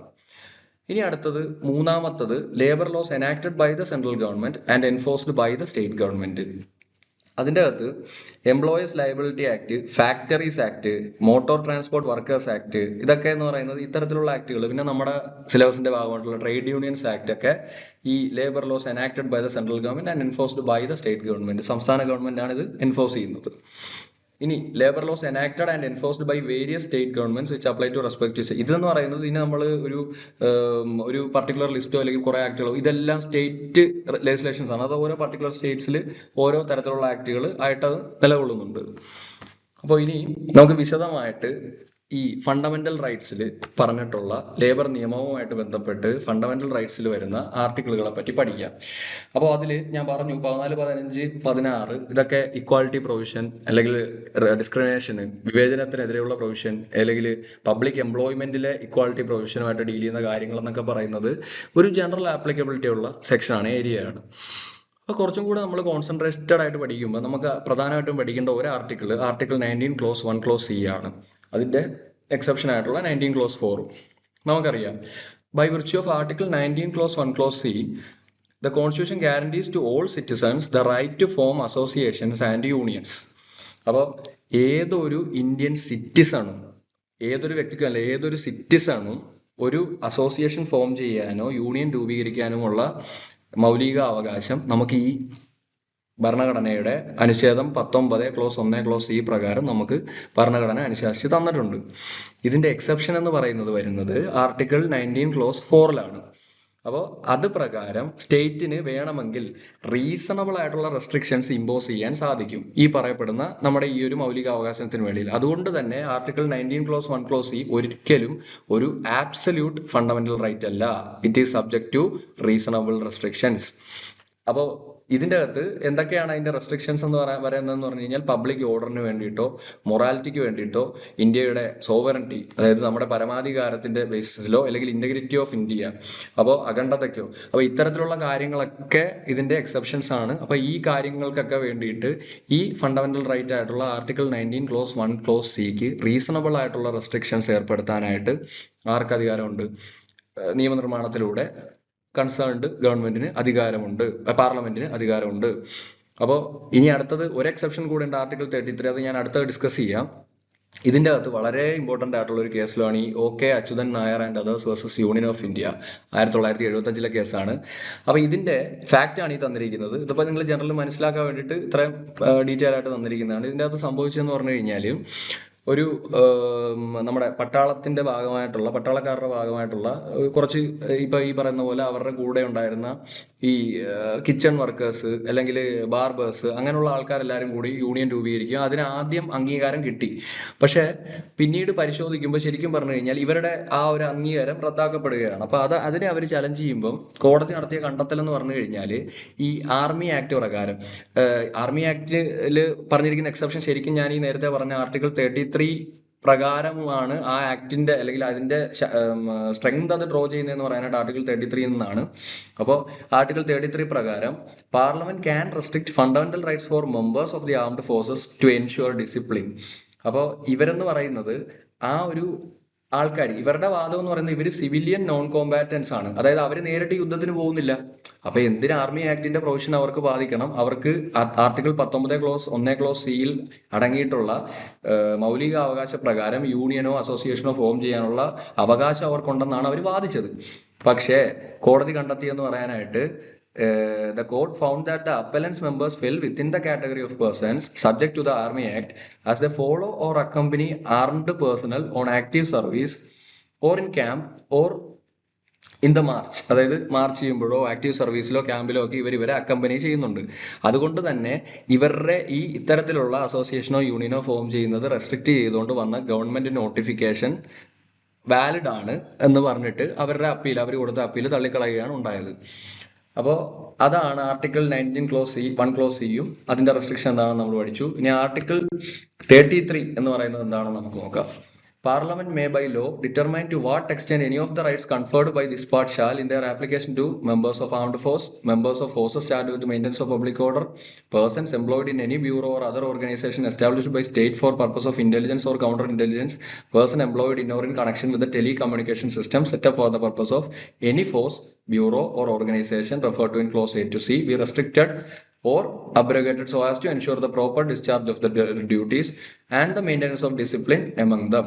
ഇതെന്ന് പറയുന്നത് ശരിക്കും നമുക്ക് ലേബർ ലോ ആയിട്ട് ബന്ധപ്പെട്ട് ഈ ആർട്ടിക്കിൾ 33 ഡയറക്റ്റ് ഇമ്പോർട്ടന്റ് അല്ല. പക്ഷേ ഈ ഒരു കേസ് പഠിക്കുമ്പോഴും ആർട്ടിക്കിൾ 19 ക്ലോസ് 1 ക്ലോസ് സി പഠിക്കുമ്പോഴും അതിന്റെ എക്സെപ്ഷൻ ആയിട്ട് ആർട്ടിക്കിൾ 19 ക്ലോസ് 4 മാത്രമല്ല ആർട്ടിക്കിൾ 33 പ്രകാരം വരാൻ സാധ്യതയുള്ള ലെജിസ്ലേഷൻസും അതിന്റെ ഭാഗമാണ്. ഈ കാറ്റഗറി പെടുന്നവർക്ക് വേണ്ടിയിട്ട് വരുന്ന അത് കോർട്ട് ഇന്റർപ്രിട്ടേഷനിലൂടെയാണ് ഇപ്പൊ ഈ പറഞ്ഞ ആ ചൗക്കിദാർസിനെ ആണെങ്കിലും അല്ലെങ്കിൽ കിച്ചൺ വർക്കേഴ്സിനെ ആണെങ്കിലും ബാർബേഴ്സിനെ ആണെങ്കിലും എന്ത് അസോസിയേഷൻസും യൂണിയൻസും ഉണ്ടാക്കുന്ന അവരുടെ മൗലികാവകാശമായിട്ടുള്ള ആർട്ടിക്കിൾ 19 ക്ലോസ് 1 ക്ലോസ് സി പ്രകാരം ഈ യൂണിയനോ അല്ലെങ്കിൽ എന്താ പറയണ്ടേ അസോസിയേഷനോ ഫോം ചെയ്യുന്നതെന്ന് അവരെ വിലക്കാനായിട്ട് ഉപയോഗിച്ചിട്ടുള്ളത്, അതിനെ എക്സെപ്ഷൻ ആയിട്ട് ഉപയോഗിച്ചിട്ടുള്ളത്.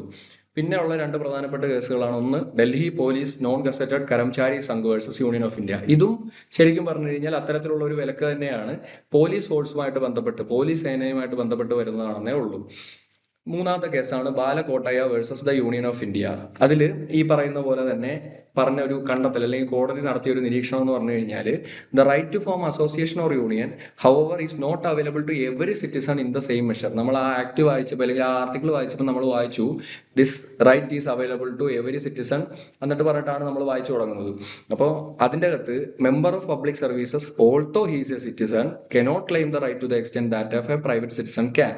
അപ്പോൾ മെമ്പർ ഓഫ് പബ്ലിക് സർവീസ് നമുക്കറിയാം, ഒരു പബ്ലിക് സർവീസിൽ ഇരിക്കുന്ന ഒരു മെമ്പർ എന്ന് പറയുന്നത് പൊതു ആവശ്യങ്ങൾക്ക് അല്ലെങ്കിൽ പൊതുവായിട്ട് ജനങ്ങളെ സേവിക്കാനായിട്ട് ഇരിക്കുന്ന ഒരു വ്യക്തിയാണ്. അപ്പൊ അയാൾക്ക് അത്തരത്തിൽ അല്ലെങ്കിൽ ആ ഒരു വ്യക്തി ഇത്തരത്തിലൊരു എന്താ പറയണ്ടേ ഇത് എക്സസൈസ് ചെയ്യുന്നതിലൂടെ റൈറ്റ് എക്സസൈസ് ചെയ്യുന്നതിലൂടെ അയാളുടെ ഡിസിപ്ലിനിൽ എന്തെങ്കിലും കോട്ട സംഭവിക്കുകയോ അയാളുടെ കർത്തവ്യത്തിൽ എന്തെങ്കിലും വീഴ്ചയോ പൊതുവായിട്ടുള്ള കാര്യങ്ങളിൽ വീഴ്ചയോ സംഭവിച്ചു കഴിഞ്ഞാൽ ജനങ്ങൾക്ക് എന്തെങ്കിലും അതുകൊണ്ട് ക്ഷാമം ഉണ്ടായി കഴിഞ്ഞു കഴിഞ്ഞാൽ അത് ബുദ്ധിമുട്ടായിട്ട് വരും. അപ്പൊ അതുകൊണ്ടാണ് കോടതി ഇത്തരത്തിലുള്ളൊരു കണ്ടെത്തൽ നടത്തിയത്. Being a government servant he is bound by his service rules and he cannot challenge his service rules on the ground that they stand in his way of fully enjoying the right to form associations. അപ്പോൾ ഇതാണ് കോടതി നടത്തിയ കണ്ടെത്തൽ. അപ്പൊ ഈ മൂന്ന് കേസും important ആണ്, റെലവന്റ് കേസുകളാണ്. ഇത് തരാൻ കാരണം എന്ന് പറഞ്ഞു കഴിഞ്ഞാൽ ഈ ഒരു 4 കേസുകൾ തന്നിട്ട് ഓപ്ഷനിൽ ഒരു 4 കേസുകൾ തന്നിട്ട് ഇവയിൽ ഏതാണ് ഈ പറയുന്ന പോലെ ലേബർ ഇതുമായിട്ട് ബന്ധപ്പെട്ട് നമ്മുടെ ഈ എക്സെപ്ഷൻസുമായിട്ട് ബന്ധപ്പെട്ട് വരാത്തതെന്നുള്ള ചോദ്യം ഈ കഴിഞ്ഞതിന്റെ മുമ്പലത്തെ കൊല്ലം CUT സെൻട്രൽ യൂണിവേഴ്സിറ്റിയുടെ എക്സാമിന് ചോദിച്ചിട്ടുണ്ടായിരുന്നു. അപ്പോൾ ആ ലെവലിലേക്ക് നമുക്ക് ക്വസ്റ്റ്യൻസ് എക്സ്പെക്ട് ചെയ്യാം. അത് അത്രയും വന്നില്ലെങ്കിൽ പോലും ഇതൊന്ന് അറിഞ്ഞു വെക്കുന്നത് നല്ലതാണ്. അപ്പോൾ ഈ കേസിലൊക്കെ തന്നെ ഞാൻ ഇയർ ഇൻവോൾവ് ചെയ്ത് അല്ലെങ്കിൽ ഇൻക്ലൂഡ് ചെയ്തിട്ടുണ്ട്. അതിന്റെ റീസൺ എന്ന് പറഞ്ഞു കഴിഞ്ഞാൽ പല കാര്യങ്ങളുടെ ക്രോണോളജിക്കൽ ഓർഡറിൽ കേസുകളെ തിരിക്കാനായിട്ടും പറഞ്ഞിട്ടുണ്ട്. പക്ഷെ അത്രത്തോളം ഡീപ്പായിട്ട് നമുക്ക് ക്വസ്റ്റ്യൻസ് വരുമെന്ന് തോന്നുന്നില്ല. അതുകൊണ്ട് തന്നെ ഇയർ ആവശ്യമുള്ളവർക്ക് ഇയർ പഠിച്ചു വെക്കാം, നിർബന്ധമില്ല. അപ്പോൾ അടുത്തത് ആർട്ടിക്കിൾ 23, 24. നമ്മൾ പൊതുവായിട്ട് ആർട്ടിക്കിൾ 23നെയും 24നെയും വിളിക്കുന്നത് റൈറ്റ് അഗെയിൻസ്റ്റ് എക്സ്പ്ലോയിറ്റേഷൻ എന്നുള്ള നിലയ്ക്കാണ്. ചൂഷണത്തിനെതിരെയുള്ള നിയമം. നമുക്കറിയാം, ഒരു തൊഴിലിടം എന്ന് പറയുമ്പം സ്വാഭാവികമായിട്ടും എംപ്ലോയർ അല്ലെങ്കിൽ തൊഴിലുടമ ഒരു ബെറ്റർ പൊസിഷൻ ഹയർ പെഡസ്റ്റൽ ആയതുകൊണ്ട് തന്നെ തൊഴിലാളികൾ ചൂഷണത്തിനിരയാകാൻ സാധ്യതയുള്ള ഒരിടമാണ്. അപ്പോൾ അത്തരത്തിലുള്ള ചൂഷണം പ്രിവെന്റ് ചെയ്യാൻ വേണ്ടിയിട്ടാണ് നമ്മൾ നിയമനിർമ്മാണവും മറ്റ് മെക്കാനിസങ്ങളും സ്റ്റേറ്റിന്റെ മെഷീനറിയും ഒക്കെ ഉപയോഗിച്ചുകൊണ്ട് അത്തരത്തിലുള്ള ഒരു ചൂഷണത്തെ പ്രിവെന്റ് ചെയ്യാനാണ് നമ്മൾ വർക്ക് ചെയ്യുന്നത്. അപ്പോൾ അല്ലെങ്കിൽ നമ്മൾ ആ രീതിയിലാണ് നമ്മുടെ നിയമനിർമ്മാണം വന്നിരിക്കുന്നത്. അപ്പോൾ അതിന്റെ ഒപ്പം തന്നെ കോൺസ്റ്റിറ്റ്യൂഷനിലെ ആർട്ടിക്കിൾ 23, 24 തൊഴിലിടങ്ങളിലെ ചൂഷണം ആയിട്ട് ബന്ധപ്പെട്ട് കൂടി ഫോം ചെയ്തിട്ടുള്ളതാണ്. അപ്പം അതില് right against exploitation is a fundamental human right that aims at protecting individuals from various forms of exploitation. അപ്പോൾ ഇതിൻ്റെ അകത്ത് prohibition of trafficking in human beings and forced labour article 23. ഇതിൻ്റെ അകത്ത് നിങ്ങൾ പഠിച്ചു കാണും, കോൺസ്റ്റിറ്റ്യൂഷനിൽ പഠിച്ചപ്പോൾ ആർട്ടിക്കിൾ 23, 24, 19 ഒക്കെ ഡീറ്റെയിൽഡ് ആയിട്ട് പഠിച്ചു കാണും. അപ്പോൾ ഇതിൻ്റെ അകത്ത് നമുക്ക് prohibition of trafficking in human beings നമ്മുടെ ടോപ്പിക്കുമായിട്ട് ബന്ധപ്പെട്ട് വരുന്നില്ല. പക്ഷേ പ്രൊഹിബിഷൻ ഓഫ് ഫോഴ്സ്ഡ് ലേബർ എന്ന് പറയുന്നത് ആർട്ടിക്കിൾ 23ന്റെ ഒരു ഭാഗമായിട്ടുള്ള ഫോഴ്സ്ഡ് ലേബർ എന്ന് പറയുന്നത് നമ്മുടെ ലേബർ ലോയ്ക്ക് റെലവെന്റ് ആയിട്ടുള്ള ഒരു പോർഷനാണ്. അതുകൊണ്ടാണ് ഈ ഒരു ആർട്ടിക്കിൾ ഇവിടെ ഇൻക്ലൂഡ് ചെയ്തത്. അപ്പോൾ this provision prohibits trafficking in human beings and all forms of forced labor such as beggar, bonded labor, etc. Any violation of this provision shall be an offense punishable by law. അപ്പോൾ ഇത് ഈ ഒരു ആക്ടിന് അല്ലെങ്കിൽ ഈ ഒരു ആർട്ടിക്കിളിന്റെ പ്രത്യേകത എന്ന് പറഞ്ഞു കഴിഞ്ഞാൽ എല്ലാ തരത്തിലുള്ള ഫോഴ്സ്ഡ് ലേബറിനെയും, നിർബന്ധിതമായിട്ട് തൊഴിൽ അല്ലെങ്കിൽ കൂലിയില്ലാതെ വേതനമില്ലാതെയുള്ള തൊഴിലിനെയും അതുപോലെ തന്നെ അത്തരത്തിലുള്ള ഹീനമായിട്ടുള്ള പ്രവൃത്തികളെയും, ഒരാളെ ഫോഴ്സ് ചെയ്ത് ചെയ്യിക്കുന്ന അത്തരത്തിലുള്ള പ്രവൃത്തികളെയും ഒക്കെ തന്നെ ഒരു പണിഷബിൾ ആക്കി അല്ലെങ്കിൽ ഒഫൻസ് പണിഷബിൾ ബൈ ലോ. അപ്പൊ ബൈ ലോ എന്ന് ഉദ്ദേശിക്കുന്നത് പാർലമെന്റിന് ഇത് പണിഷ് ചെയ്യാൻ വേണ്ടി നിയമനിർമ്മാണത്തിനുള്ള അധികാരവും കൂടിയാണ് ഈ ആർട്ടിക്കിളിലൂടെ ഭരണഘടന അനുശാസിച്ചു കൊടുക്കുന്നത്. അപ്പോൾ ഒരു പോസിറ്റീവ് ലോ അല്ലെങ്കിൽ ഒരു പോസിറ്റീവ് ലെജിസ്ലേഷൻ വരണം ഈ ഒരു സാധനത്തിന്റെ എൻഫോഴ്സ്മെന്റിന് വേണ്ടിയിട്ട്. അപ്പോൾ this right is available to both citizens and non citizens. നമ്മൾ നേരത്തെ കണ്ടു ആർട്ടിക്കിൾ 19 പഠിക്കുമ്പോൾ article 19 is a right exclusively which vests with the citizens of India. പക്ഷേ this right is available to both citizens and non citizens. It protects the individuals not only against the actions of the state but also against the actions of private persons. നമുക്കറിയാം, ഇതും നിങ്ങൾ കോൺസ്റ്റിറ്റ്യൂഷനിൽ പഠിച്ചു കാണും. നമുക്ക് fundamental rights are generally available against state action. നമുക്ക് ഒരു രാഷ്ട്രത്തിന്റെ ആക്ഷനുകൾക്കെതിരെയാണ് നമുക്ക് ഫണ്ടമെന്റൽ റൈറ്റ്സ് അവൈലബിൾ ആയിട്ടുള്ളത്. പക്ഷേ ചില ഫണ്ടമെന്റൽ റൈറ്റുകൾ നമുക്ക് it can also be applied അല്ലെങ്കിൽ it can also be claimed against the actions of private persons. അപ്പോൾ അത്തരത്തിലുള്ള റൈറ്റുകളുടെ കൂട്ടത്തിൽ അതിനകത്ത് ആർട്ടിക്കിൾ 17 അൺടച്ചബിലിറ്റി ഒക്കെ വരുന്നുണ്ട്. അപ്പോൾ അതിലൊന്നും ഞാൻ ഡീപ്പായിട്ട് കടക്കുന്നില്ല, നമ്മുടെ സബ്ജക്റ്റ് അല്ല. അപ്പോൾ അത്തരത്തിലുള്ള ആർട്ടിക്കിളുകളൊക്കെ തന്നെ അതിന്റെ ഒരു ഭാഗം കൂടിയാണ് ഈ ആർട്ടിക്കിൾ 23 എന്ന് പറയുന്നത്. ഇനി എന്താണ് ഫോഴ്സ്ഡ് ലേബർ, എന്താണ് ബേഗർ എന്നുള്ളത് അതിൽ തന്നെ ഡിഫൈൻ ചെയ്തിട്ടുണ്ട്. അതിന്റെ ഡെഫിനിഷനും ആവശ്യമാണ്. അപ്പോൾ ഫോഴ്സ്ഡ് ലേബർ എന്ന് പറഞ്ഞിട്ട് അല്ലെങ്കിൽ ഇതിന്റെ ആ ഒരു ഡെഫിനിഷൻ അല്ലെങ്കിൽ അതിന്റെ ഒരു എലമെന്റ് ചോദിക്കാൻ സാധ്യതയുണ്ട്. അപ്പോൾ ഇതൊന്ന് മനസ്സിലാക്കി വെക്കണം. അപ്പോൾ എന്താണ് forced labour? The term forced labor means compelling a person to work against his or her will by using physical force, legal force, or compulsion of economic circumstances, such as working for less than minimum wages. Some examples of forced labor include beggar, bonded labor, etc. അപ്പോൾ എന്താണ് നിർബന്ധിതമായിട്ട് ഒരാളെ labour ചെയ്യിപ്പിക്കുക അല്ലെങ്കിൽ നിർബന്ധിതമായിട്ട് പണിയെടുപ്പിക്കുക എന്നുകൊണ്ട് ഉദ്ദേശിക്കുന്നത്? ആ വ്യക്തിക്ക് അയാളുടെ വില്ലിനെതിരെ, അയാളുടെ സമ്മതത്തിനെതിരെയായിട്ട് ഒന്നെങ്കിൽ ഫിസിക്കലായിട്ടുള്ള ഫോഴ്സ് ഉപയോഗിച്ചോ, അല്ലെങ്കിൽ നിയമപരമായിട്ടുള്ള എന്തെങ്കിലും തരത്തിലുള്ള ഫോഴ്സ് ഉപയോഗിച്ചോ, അല്ലെങ്കിൽ അത്തരത്തിൽ ചൂഷണം ചെയ്തോ, അല്ലെങ്കിൽ മറ്റ് അയാളുടെ സാമ്പത്തികമായിട്ടുള്ള സർക്കംസ്റ്റാൻസിനെ ചൂഷണം ചെയ്ത് അല്ലെങ്കിൽ മുതലെടുത്ത് അയാളെ അത്തരത്തിൽ നമ്മൾ നിർബന്ധിപ്പിക്കുക. എന്തിനു വേണ്ടിയിട്ട്? Less than minimum wages. ഒരാൾക്ക് ബേസിക് ആയിട്ട് മിനിമം വേജ് അല്ലെങ്കിൽ ഒരു ബേസിക് ആയിട്ട് കിട്ടേണ്ട ഒരു വേതനത്തിന് താഴെ അല്ലെങ്കിൽ വേതനം ഇല്ലാതെ തന്നെ ഒരാളെ തൊഴിലെടുപ്പിക്കുക. അതിനെയാണ് നമ്മൾ ഫോഴ്സ്ഡ് ലേബർ എന്നുള്ളത് കൊണ്ട് ഉദ്ദേശിക്കുന്നത്. അപ്പൊ അതിന്റെ ഉദാഹരണമാണ് ബേഗറും ബോണ്ടഡ് ലേബർ സിസ്റ്റം ഒക്കെ എന്നാണ് പറഞ്ഞിരിക്കുന്നത്. അപ്പൊ എന്താണ് ബേഗർ? അപ്പോൾ the term beggar refers to a peculiar form of forced labor that was prevalent in India during the time of Zamindari system. Under it, the local Zamindaris or the local Zamindars used to force their tenants to render services without any payment or remuneration. യാതൊരു തരത്തിലുള്ള പ്രതിഫലമോ യാതൊരു തരത്തിലുള്ള റെമ്യൂണറേഷനോ കൂടാതെ, യാതൊരു തരത്തിലുള്ള പാരിതോഷികങ്ങളോ ഒന്നും കൂടാതെ തന്നെ സമീന്ദാരീസ്, അതായത് നമ്മുടെ ആ ഒരു ഇരുണ്ട കാലഘട്ടം, അതും ഒരു കൊളോണിയൽ പീരീഡിന്റെ ആ ഒരു ടൈമിൽ അല്ലെങ്കിൽ ആ ഒരു സമയത്ത് നിന്നിരുന്ന ഒരു സമീന്ദാരി സിസ്റ്റം എന്ന് പറയുന്നത് വളരെ ഹീനമായിട്ടുള്ള ഒരു സിസ്റ്റം. ആ സിസ്റ്റത്തിന്റെ പ്രിവലൻസിയിൽ അല്ലെങ്കിൽ ആ സിസ്റ്റം അങ്ങ് ഉദിച്ചു നിന്നിരുന്ന ഒരു സമയത്ത് ഉണ്ടായിരുന്ന ഒരു സിസ്റ്റമാണ് ഈ ബേഗർ എന്ന് പറയുന്നത്. യാതൊരു തരത്തിലുള്ള റെമ്യൂണറേഷനോ പേയ്മെന്റോ ഒന്നും കൂടാതെ കുറച്ചുപേരെ അല്ലെങ്കിൽ ഈ പറയുന്ന രീതിയിൽ എന്തെങ്കിലും തരത്തിൽ എക്സ്പ്ലോയിറ്റ് ചെയ്യാൻ പറ്റുന്ന അണ്ടർ പ്രിവിലേജ്ഡ് ആയിട്ടുള്ള ആൾക്കാരെ ഫോഴ്സ് ആയിട്ട് പണിയെടുപ്പിക്കുന്ന ഒരു സംവിധാനമായിരുന്നു ഈ ബേഗർ സിസ്റ്റം എന്ന് പറയുന്നത്. അപ്പോൾ ഞാൻ നേരത്തെ പറഞ്ഞു ഈ എന്താ പറയണ്ടേ, the violation of this provision shall be an offence punishable by law. അപ്പൊ ആ ഒരു ടേം അല്ലെങ്കിൽ ആ ഒരു പോർഷൻ കൊണ്ട് ഉദ്ദേശിക്കുന്നത് എന്താണ്? രാഷ്ട്രത്തിന് അല്ലെങ്കിൽ അത് പാർലമെന്റ് ആയിക്കോട്ടെ, സ്റ്റേറ്റ് ആയിക്കോട്ടെ, സ്റ്റേറ്റ് ലെജിസ്ലേച്ചർ ആയിക്കോട്ടെ, ഇവർക്ക് നിയമനിർമ്മാണത്തിലൂടെ ഈ ഒരു ആർട്ടിക്കിളിന്റെ വയലേഷനെ എന്താക്കാം, നിയമപ്രകാരം കുറ്റകരമാക്കാം, ഒഫൻസ് ആക്കാം. അപ്പൊ അത്തരത്തില് പാർലമെന്റ് ഉണ്ടാക്കിയിട്ടുള്ള കുറച്ച് നിയമങ്ങളാണ് ഫോഴ്സ്ഡ് ലേബർ പ്രിവെന്റ് ചെയ്യാനും പണിഷ് ചെയ്യാനും വേണ്ടിയിട്ട് ഉണ്ടാക്കിയിട്ടുള്ള നിയമങ്ങളാണ്. ഒന്ന്, bonded labour system abolition act of 1976, പിന്നെ minimum wages act of 1948, contract labour act of 1970, equal remuneration act of 1976. ഇതിനകത്ത് നമ്മൾ മിനിമം വേജസ് ആക്ട് നമ്മുടെ പോർഷന്റെ സിലബസിന്റെ ഭാഗമായിട്ട് നമ്മൾ പഠിക്കുന്നുണ്ട്. അപ്പോൾ ഇത് ഇത്തരത്തില് ഇപ്പൊ നിങ്ങൾക്ക് മനസ്സിലാവും, തുല്യ വേതനം അല്ലെങ്കിൽ തുല്യ റെമ്യൂണറേഷൻ ഉറപ്പാക്കാൻ പറ്റും. കോൺട്രാക്ട് ലേബർ അല്ലെങ്കിൽ അത്തരത്തിലുള്ള ആൾക്കാർ അവരൊന്നും പെർമനന്റ് ആയിട്ടുള്ള ആൾക്കാരല്ല. അപ്പൊ ആ കോൺട്രാക്ട് ലേബറേഴ്സിന് വേണ്ടിയിട്ട് അവരുടെ ആ തൊഴിൽ മേഖലയുള്ള ചൂഷണം ഒഴിവാക്കാൻ വേണ്ടിയിട്ടും ബോണ്ടഡ് ലേബർ സിസ്റ്റം അബോളിഷ് ചെയ്യാനും ഒക്കെ വേണ്ടിയിട്ടുള്ള നിയമങ്ങളാണ് ഇത്തരത്തിൽ ഈ ഒരു ആക്ടിന്റെ കീഴിൽ പാർലമെന്റ്, ഈ ഒരു ആർട്ടിക്കിളിന്റെ കീഴിൽ പാർലമെന്റ് നിർവചിച്ചിരിക്കുന്നത്. പിന്നെ ഇതിന്റെ ഒരു എക്സെപ്ഷൻ, പ്രധാനപ്പെട്ട എക്സെപ്ഷൻ ആണ് an exception to this provision. അതായത് ഒരു രാഷ്ട്രം, നമുക്ക് ആദ്യം ഇത് ഈ എക്സെപ്ഷൻ വായിച്ചിട്ട് നമുക്കത് എക്സ്പ്ലെയിൻ ചെയ്യാം. An exception to this provision is that the state can impose compulsory service for public purposes such as military service or social service etcetera for which it is not bound to pay. However in imposing such services the state cannot discriminate based on only on the grounds of religion, race, caste or class.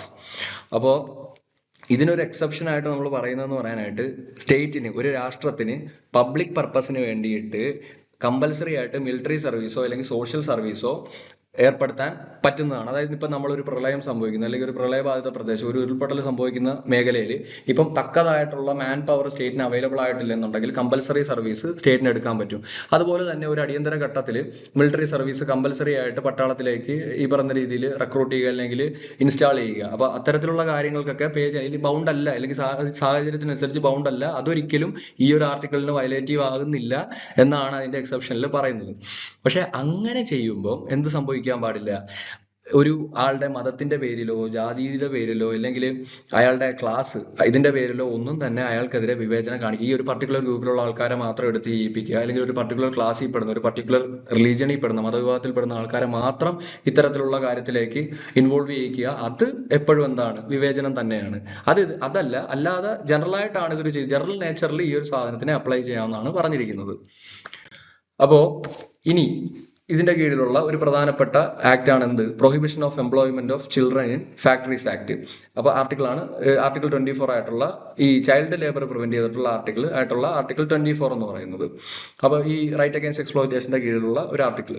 അപ്പൊ ഇതില് this provision prohibits the employment of children under the age of 14 in factories, mines or other hazardous activities. However, it does not forbid their employment in harmless or non-hazardous activities. അപ്പോൾ 14 വയസ്സിന് താഴെ പ്രായമുള്ള കുട്ടികളെ യാതൊരു കാരണവശാലും ഒരു ഫാക്ടറിയിലോ മൈൻസിലോ അല്ലെങ്കിൽ മറ്റ് അപകടകരമായിട്ടുള്ള സാഹചര്യങ്ങൾ നിലനിൽക്കുന്ന അന്തരീക്ഷത്തിലോ എന്ത് ചെയ്യാൻ പാടില്ല, എംപ്ലോയ് ചെയ്യാൻ പാടില്ല എന്ന് പറഞ്ഞ ആർട്ടിക്കിളാണ് ആർട്ടിക്കിൾ 24 എന്ന് പറയുന്നത്. അപ്പൊ അവരെ ഹാംലെസ് ആയിട്ടുള്ള അല്ലെങ്കിൽ ഹസാഡസ് അല്ലാത്ത ആക്ടിവിറ്റീസ് ഇൻവോൾവ് ചെയ്യിക്കുന്നതിൽ തെറ്റില്ല എന്നാണ് പറഞ്ഞിരിക്കുന്നത്. പക്ഷെ 2016 വന്ന ഭേദഗതി പ്രകാരം പൂർണ്ണമായിട്ടും നിരോധിച്ചിട്ടുണ്ട് എന്നുള്ളത്. അതായത് ഇത്തരത്തിൽ ഹസാഡസ് ആയിട്ടുള്ള ആക്ടിവിറ്റീസിൽ ചിൽഡ്രനെ എംപ്ലോയ് ചെയ്യുന്നതിൽ പൂർണ്ണമായിട്ടുമുള്ള നിരോധനം വന്നിട്ടുണ്ട്. അതുകൂടെ ശ്രദ്ധിക്കുക. ഇനി അടുത്തത് പാർലമെന്റ് ഈ ആർട്ടിക്കിൾ 24 കീഴില് പുറത്തിറക്കിയിട്ടുള്ള നിയമനിർമ്മാണം എന്തൊക്കെയാണെന്ന് നോക്കിക്കഴിഞ്ഞാൽ child labour prohibition and regulation act 1986, പിന്നെ അതിന്റെ ഫർദർ അമെന്റ്മെന്റുകളും, പിന്നെ എംപ്ലോയ്മെന്റ് ഓഫ് ചിൽഡ്രൻ ആക്ട് 1938, പിന്നെ ഫാക്ടറീസ് ആക്ടിലും ഈ മൈൻസ് ആക്ട് ഇതിന്റെ അകത്തൊക്കെ എന്ന് പറയുന്നത് ബാക്കി ഈ പറഞ്ഞിരിക്കുന്ന താഴത്തോട്ട് പറഞ്ഞിരിക്കുന്ന ആക്ടുകളിലൊക്കെ തന്നെ ഇതിലെല്ലാം റെലവെന്റ് അല്ല. ഈ ആദ്യത്തെ 2 ആക്ടുകളാണ് നമുക്ക് പഠിക്കേണ്ടത്. അപ്പൊ അതിൻ്റെ അകത്ത് ആദ്യത്തെ ഒരു ആക്ടാണ് പ്രധാനമായിട്ടും പഠിക്കേണ്ടത്. നമ്മൾ ഈ ആർട്ടിക്കിളിന്റെ കീഴിൽ മനസ്സിലാക്കി വെക്കേണ്ട ഈ പ്രധാനമായിട്ട് ഈ 2 ആക്ടുകളാണ്. ഇതിന്റെ പ്രൊവിഷൻസ് ബാക്കി എല്ലാ ആക്ടുകളുടെ പ്രൊവിഷൻസിലും ജനറൽ ആയിട്ട് ചിൽഡ്രനെ എംപ്ലോയ് ചെയ്യുന്നതിനെതിരെ ഒരു പ്രൊവിഷൻ പല രീതിയിൽ ആ ആക്ടുകളുടെ കീഴിൽ വന്നിട്ടുണ്ടെന്നുള്ളതാണ് നമ്മൾ മനസ്സിലാക്കി വെക്കേണ്ടത്. പിന്നെ മറ്റ് ചില ഇനീഷ്യേറ്റീവ്സ്, ഗവൺമെന്റ് എടുത്തിട്ടുള്ള മറ്റ് ചില ഇനീഷ്യേറ്റീവ്സ് എന്ന് പറയുമ്പം creation of a child labour rehabilitation welfare fund in which the offending employer deposits a specified amount of fine for each child employed by him. അതായത് ഇനി എന്തൊക്കെയാണ് ഈ ആർട്ടിക്കിളിന്റെ കീഴിൽ നിയമനിർമ്മാണത്തിനുപരി എന്തൊക്കെ ഇനീഷ്യേറ്റീവുകളാണ് ഗവൺമെന്റ് ഇത്തരത്തില് ബാലവേല നിരോധനത്തിന് വേണ്ടിയിട്ട് ഉൾപ്പെടുത്തിയിട്ടുള്ളത്. അതിൻ്റെ അകത്ത് ഒന്നാമത്തതാണ് child labour rehabilitation welfare fund എന്ന് പറയുന്നത്. അപ്പൊ ഈ ഒരു ഫണ്ട് രൂപീകരിക്കുന്നതെന്ന് പറയാനായിട്ട് ആരാണോ, ഏതൊരു എംപ്ലോയർ ആണോ, തൊഴിലുടമയാണോ ഇത്തരത്തിൽ ഈ ഒരു ആർട്ടിക്കിളിന്റെ പ്രൊവിഷൻസിനെ വയലേറ്റ് ചെയ്യുന്നത്, അയാളുടെ കയ്യിൽ നിന്ന് ഇത്ര തുക, ഒരു പർട്ടിക്കുലർ നിശ്ചിത തുക ഡെപ്പോസിറ്റ് ചെയ്ത്, അതൊരു ഫണ്ടാണ്. അപ്പൊ അത് ഓരോ ചൈൽഡ് എത്ര കുട്ടികളെ അയാൾ എംപ്ലോയ് ചെയ്തിട്ടുണ്ടോ അത്രയും കുട്ടികളുടെ എന്നുള്ള കണക്കിൽ ഇത്ര തുക ഫൈനായിട്ട് നിക്ഷേപിച്ച് ആ ചൈൽഡിന്റെ റീഹാബിലിറ്റേഷന് വേണ്ടിയിട്ട് നമ്മൾ ഉപയോഗിക്കുന്ന child labour rehabilitation welfare fund, അതാണ് ഒന്നാമത്തെ ഗവൺമെന്റ് ഇനീഷ്യേറ്റീവ് എന്ന് പറയുന്നത്. പിന്നെ നമ്മൾ നാഷണൽ കമ്മീഷൻസും സ്റ്റേറ്റ് കമ്മീഷൻസും ചൈൽഡ് റൈറ്റ് പ്രൊട്ടക്ഷന് വേണ്ടിയിട്ട് നാഷണൽ കമ്മീഷൻസും സ്റ്റേറ്റ് കമ്മീഷൻസും ഒക്കെ സെൻട്രൽ സ്റ്റേറ്റ് ലെവലുകളിലൊക്കെ ആയിട്ട് തന്നെ എസ്റ്റാബ്ലിഷ് ചെയ്യപ്പെട്ടിട്ടുണ്ട്.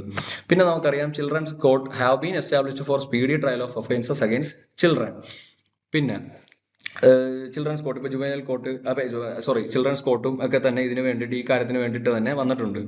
ഇനി ഞാൻ പറഞ്ഞു provisions of article 14, 15, 16 and 21 hour of general applicability. ഇത് പൊതുവായിട്ട് നമ്മൾ പറയും. ഇപ്പൊ 14ന്റെ കീഴിലൊക്കെ നമുക്ക് കേസ് പഠിക്കാനുണ്ട്. നമ്മൾ രൺധീർ സിംഗിന്റെ കേസൊക്കെ നമുക്ക് അറിയാം. നമുക്ക് നിങ്ങൾ കോൺസ്റ്റിറ്റ്യൂഷൻ പഠിക്കുമ്പോൾ നിങ്ങൾ പഠിച്ചതാകാൻ സാധ്യതയുണ്ട്. ഞാൻ ഇവിടെ ഇൻക്ലൂഡ് ചെയ്തിട്ടുണ്ട്. ഞാൻ അടുത്ത പോയിന്റിൽ നമുക്കത് ഡിസ്കസ് ചെയ്യാം. അപ്പോൾ ഇതിന്റെ അകത്ത് ഇനി എന്തൊക്കെയാണ് ഇതുമായിട്ട് ബന്ധപ്പെട്ട് ഈ രണ്ട് പ്രധാനപ്പെട്ട ആർട്ടിക്കിളുകളുമായിട്ട് ബന്ധപ്പെട്ട അസോസിയേറ്റഡ് കേസ് ലോസ് നോക്കാം. ഒന്നാമത്തെ കേസ് ലോ ആണ് people's union for democratic rights versus union of India. 1983 case law ആണ്. അതിന്റെ അകത്ത് നമുക്കറിയാം ഏഷ്യാഡ് വർക്കേഴ്സ് കേസ് എന്നാണ് ഈ കേസിനെ അറിയപ്പെടുന്നത്. ആ ഒരു എംപ്ലോയ്മെന്റ് അല്ലെങ്കിൽ ഹസാഡസ് ആയിട്ടുള്ള, അല്ലെങ്കിൽ അൺക്ലീൻ ആയിട്ടുള്ള, പ്രോപ്പറായിട്ട് മിനിമം വേജ് പോലും കൊടുക്കാത്തൊരു സാഹചര്യത്തിൽ സ്ത്രീകളെയും കുട്ടികളെയും അടങ്ങുന്ന തൊഴിലാളികളെ, മറ്റ് തൊഴിലാളികളും അടങ്ങുന്ന ആ ഒരു ഗ്രൂപ്പിനെ എംപ്ലോയ് ചെയ്ത് അല്ലെങ്കിൽ അവർക്കെതിരെ നടത്തിയ ഗ്രേവ് ആയിട്ടുള്ള ഹ്യൂമൻ റൈറ്റ്സ് വയലേഷൻ, അത്തരത്തിലുള്ള വയലേഷനെ അഡ്രസ് ചെയ്ത് people's union for democratic rights എന്ന് പറയുന്ന സംഘടന, നോൺ ഗവൺമെന്റൽ ഓർഗനൈസേഷൻ നടത്തിയ നിയമപോരാട്ടമാണ് ഈ ഒരു കേസിലേക്ക് വന്നിട്ടുള്ളത്. അപ്പോൾ ആ കേസിലാണ് ആർട്ടിക്കിൾ 23ന്റെ ആംബിറ്റ് എന്താണെന്ന് കോടതി പരിശോധിക്കുന്നത്. അപ്പോൾ അതിൽ പറഞ്ഞതെന്ന് പറഞ്ഞു കഴിഞ്ഞാൽ the scope of article 23 is vast and unlimited and the word force has a very wide meaning under 23. അതായത് ഫോഴ്സ്ഡ് ലേബർ എന്ന് പറയുന്നതിൽ ഒരു വെരി വൈഡ് മീനിങ് ആണ് ഫോഴ്സ്ഡ് ലേബർ അതിലെ ഫോഴ്സിനുള്ളത്. It not only includes physical or legal force but also recognises economic circumstances which compel a person to work against his will on less than minimum wage. നമ്മൾ discuss ചെയ്ത് കഴിഞ്ഞു. അപ്പോൾ it was directed by the court to the government to take necessary steps for punishing the violation of fundamental rights of citizens guaranteed under article 23 by private individuals. ഞാൻ പറഞ്ഞു ഈ article 23 is also applicable against private individuals.